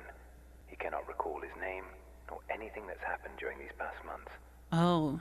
Seems to have found his way back here more by some strange instinct than by memory itself. The personality once known as Walter has vanished entirely, as has the entity we refer to as the Shadow, though given his nature, I cannot say with certainty it isn't still lurking beneath the surface. We have treated cases of dissociative identity before, but never one such as this. His appearance, his voice, even his build and weight change quite drastically. Now he looks frail, gaunt, empty, as though there's nothing inside, as though he were but an empty shell, waiting to be occupied. His condition calls for far stricter supervision. This institution is no longer equipped to care for him. I am ordering his immediate transfer to St. Dymphna Hospital. Dr. Former, a specialist in matters such as this, will take him under his care. As I near the end of my tenure as director, I must see this case brought to a decisive close. The blood upon his hands, the emptiness in his eyes, all point to an act of the gravest kind. One his mind appears to have erased entirely. God help us, if the Shadow should ever wake again. That's a reference. I feel like that's a reference to Michael Myers. Don't you guys feel? So it seems Walter came back to the sanatorium of his own accord, though he was utterly incapable of recalling what he'd done. They moved him to St. Dymphna's Hospital. Could he still be there? Because that's what they call Michael Myers, the Shadow. I'll have to follow this lead. Oh God. The visit to the old sanatorium had left more questions than answers. The pieces didn't fit, scattered fragments of a puzzle missing its center. That one elusive detail, the thread that could unravel everything, remained just out of reach. Perhaps the modern hospital held the final clue, the last chance to shed light on the mystery still shrouding the death of Elodie Forsythe.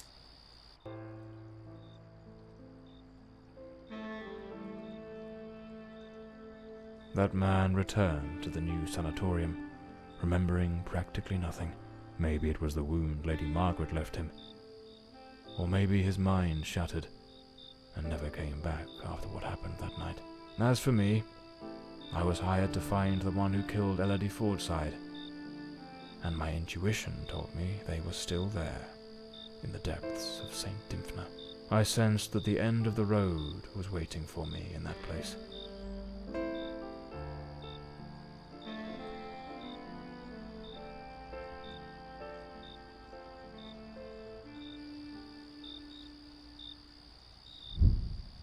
Well, shit.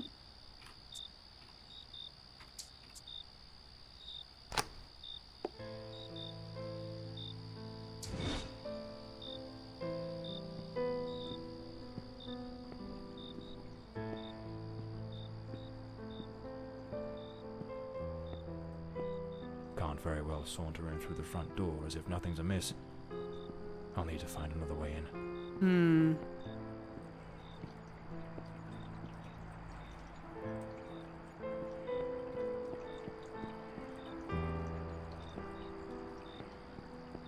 Wait, why couldn't I just enter through? I'm just breaking into a psychiatric hospital? Okay.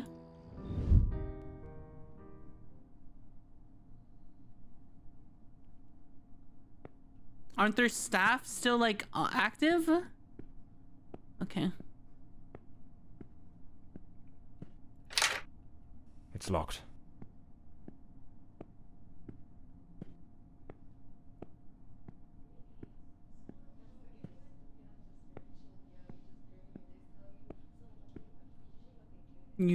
If you feel torn, neuromycin. I mean, I guess I am a private investigator. I'm technically not occupying within the laws. Annette, I've stored the copy of the dispensary keys you requested in the storage room file cabinet. Lisa.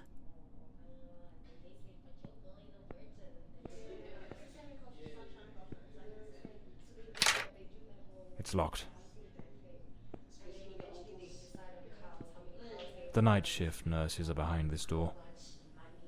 I need to find another way into the hallway to the rooms.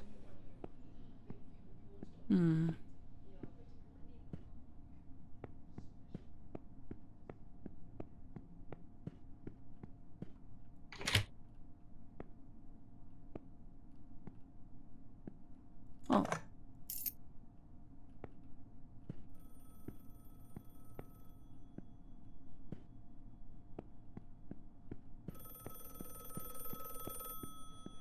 Hello? I probably shouldn't answer that.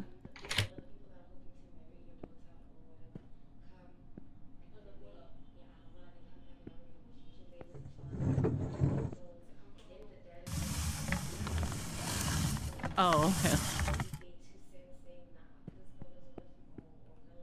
No fucking way. Hold on. This is no. No, no, no, no, no, no, no, no. No way. No fucking way.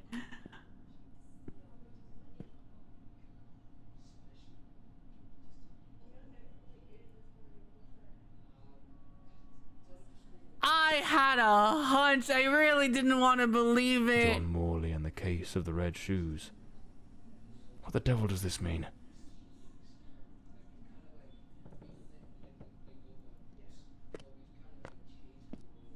Lady Margaret.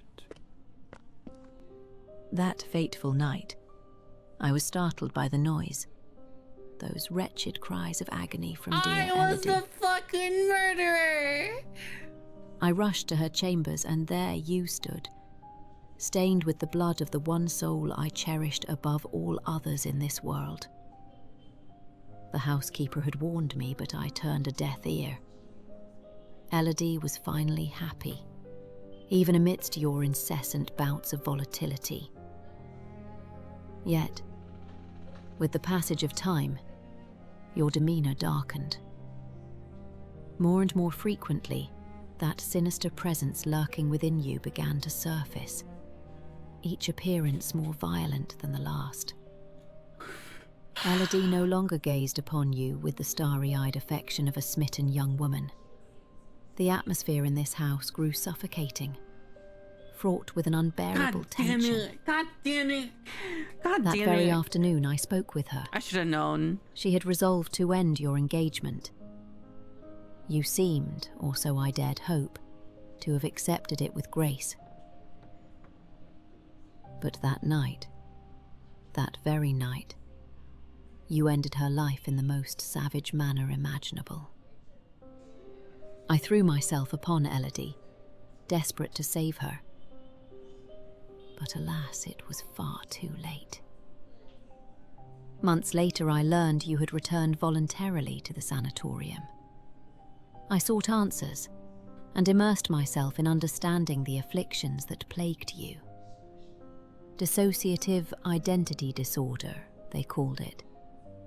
A condition in which one might host multiple identities, each vying for dominion over the body. But the man confined in that bleak institution was not the shadow, not the fiend who had stolen my daughter. No, he was but the shell, the hapless vessel. And I yearned to find the true culprit, not the facade, the murderer himself. Fuck. Thus I devised my plan. I came to visit you, and just as Elodie had done, I crafted a new role for you, a new identity to inhabit.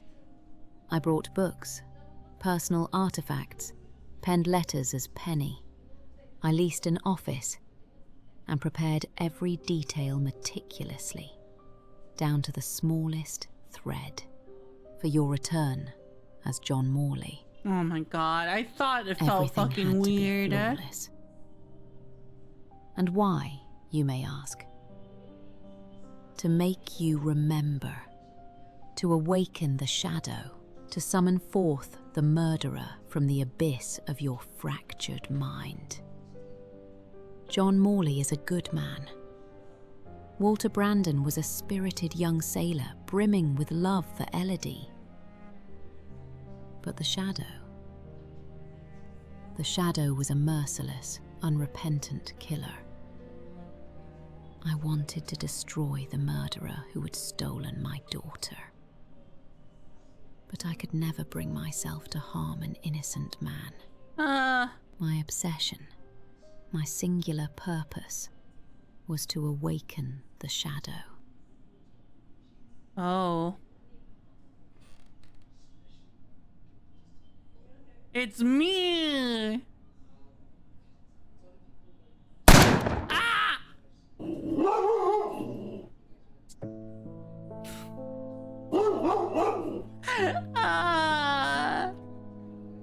Hello? Anubis, come here. Come on. Anubis. Anubis doesn't like that I got shot.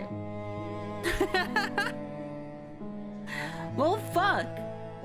I had a hunch, but I didn't think it was going that way. God damn it. Man, it was good. I liked it.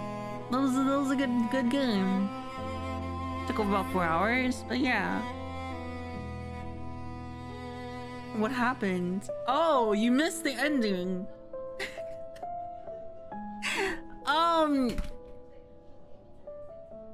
I was going 2 seconds.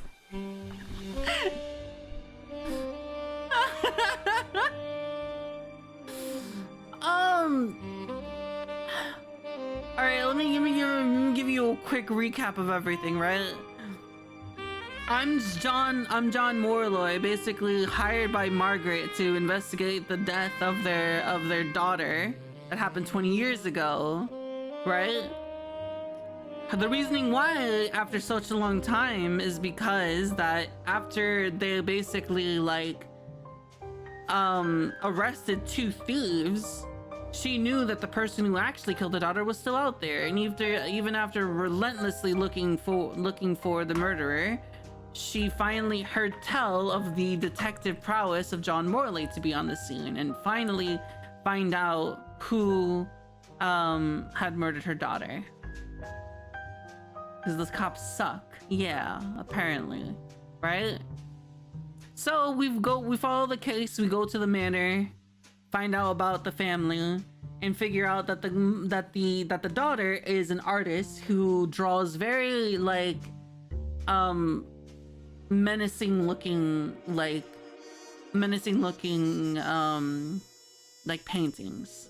And in her malaise and melancholia, she, at the request of her mother, is sent to a sanatorium so that she can be treated and things of that nature. Up into her killing, she had also been infatuated with a man named Walter Brandon, who is a ship captain. And they were going to be betrothed. but on one night she had died violently to a multiple stab wounds and things like that, right? Now, John Mallory sees some weird discrepancies in the story, seeing that, like, what the mother said, that she was sound asleep when the daughter was being killed, but in actuality, he figured out that she was actually awake, saw everything, took a fire poker, and struck the person who killed her daughter, and the man ran, never to be seen again. He follows his trail over to the sanatorium that the daughter went to, along with the man, and you saw us going through all of that. And basically, we find out that the man, Walter Brandon, actually came from the same sanatorium that the daughter came from. Right? And what turns out, and like, so the thing is, and so she was being treated for her melancholia, for her dark thoughts and things like that, while she was also being unfortunately hit on and inappropriately, like, unprofessionally treated with by her chief psychiatrist. There is another psychiatrist who is also dealing with the therapy of narrative therapy. Where the patients would lose themselves in books and stories and allow themselves to mediate themselves like that. Now, both her and this patient B03, which is known for violent outbursts and harming oneself and others, were also under the care with this other person doing the reading, and he became a little bit more malleable after electrothought therapy, and was allowed to be put into another room that Elodie, the daughter, and her finally met.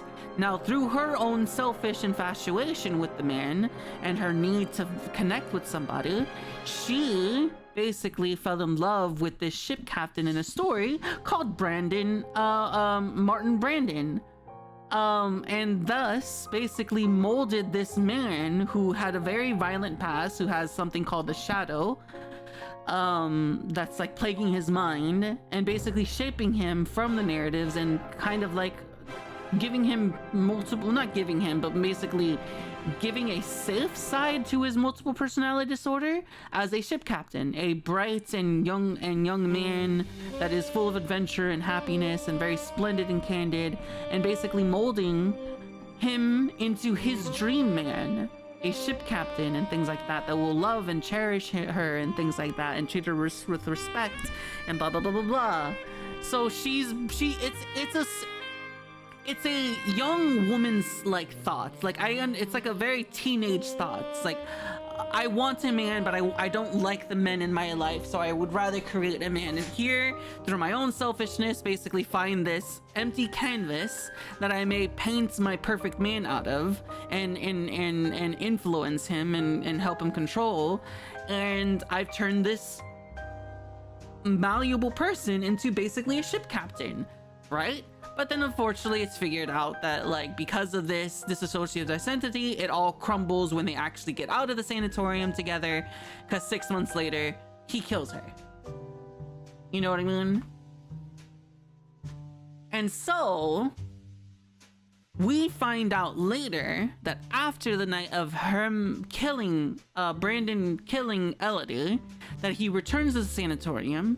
The psychiatrist in charge realizes that, well, the sanatorium is closing, so we have to send them to another hospital, psychiatric hospital. So we go to that hospital and investigate, and lo and behold, we figured out that we are Walter Brandon, because in the beginning of the game, we wake up in a hospital room because we apparently fell off of a roof from solving a case. But in actuality, once we get into the room, we find a book called John Morley, The Case of the Red Shoe Murders, which is what we were commenting on in the beginning of the fucking game. Margaret comes out of fucking nowhere and tells us, and basically says, like, what I saw that night was the shadow, and completely different from the cheerful man that my daughter was absolutely in love with, which was Martin Brandon. And when I went to go see that you returned to the sanatorium and all I saw was this empty shell, I did not want to convict and murder this innocent man, a person who had no idea of the wrongs that he's done or anything like that. So I perfectly constructed and molded you into a new person, John Morley, a good man, to help you discover and realize who the shadow was, which actually, and then bring out the shadow and bring out the murderer that killed my daughter. And then at the end, we realize, oh shit, I'm the shadow. We turn around and the fucking mother shoots us. So, end of story. Fuck.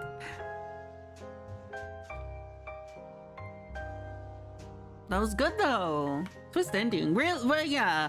I at some point I felt I saw the twist, but then I didn't see the twist on top of the twist. I called it at some point. It's like, fuck, bro, this Brandon is actually just a fictitious character that they thought up or whatever. But I didn't think that they would do a double twist and be like, I am also that fucking person, you know, that became the ship captain. Yeah. But that was a lot of fun. Thank you all for being here and enjoying this game and story with me. I have a lot of games I've put on my Discord. A lot of the games that we're gonna be playing this month. A lot of games. Some of them we can do in one stream, such as today, I mean. And then tomorrow we're gonna be continuing that. So tomorrow is going to be a full-on horror game, one that I'm very afraid of. It's called Dead Format. It looks really scary. So if you guys want to see a horror game, you should drop by tomorrow around 6 o'clock. Thank you so much for being here. There is the Discord link just on time. And yeah, thank you so much for being here. Yeah, Trancey, I'll see you tomorrow. And thank you again. Have a good night, everyone. Bye-bye. Also, this VOD will be uploaded on YouTube, so say hi, YouTube.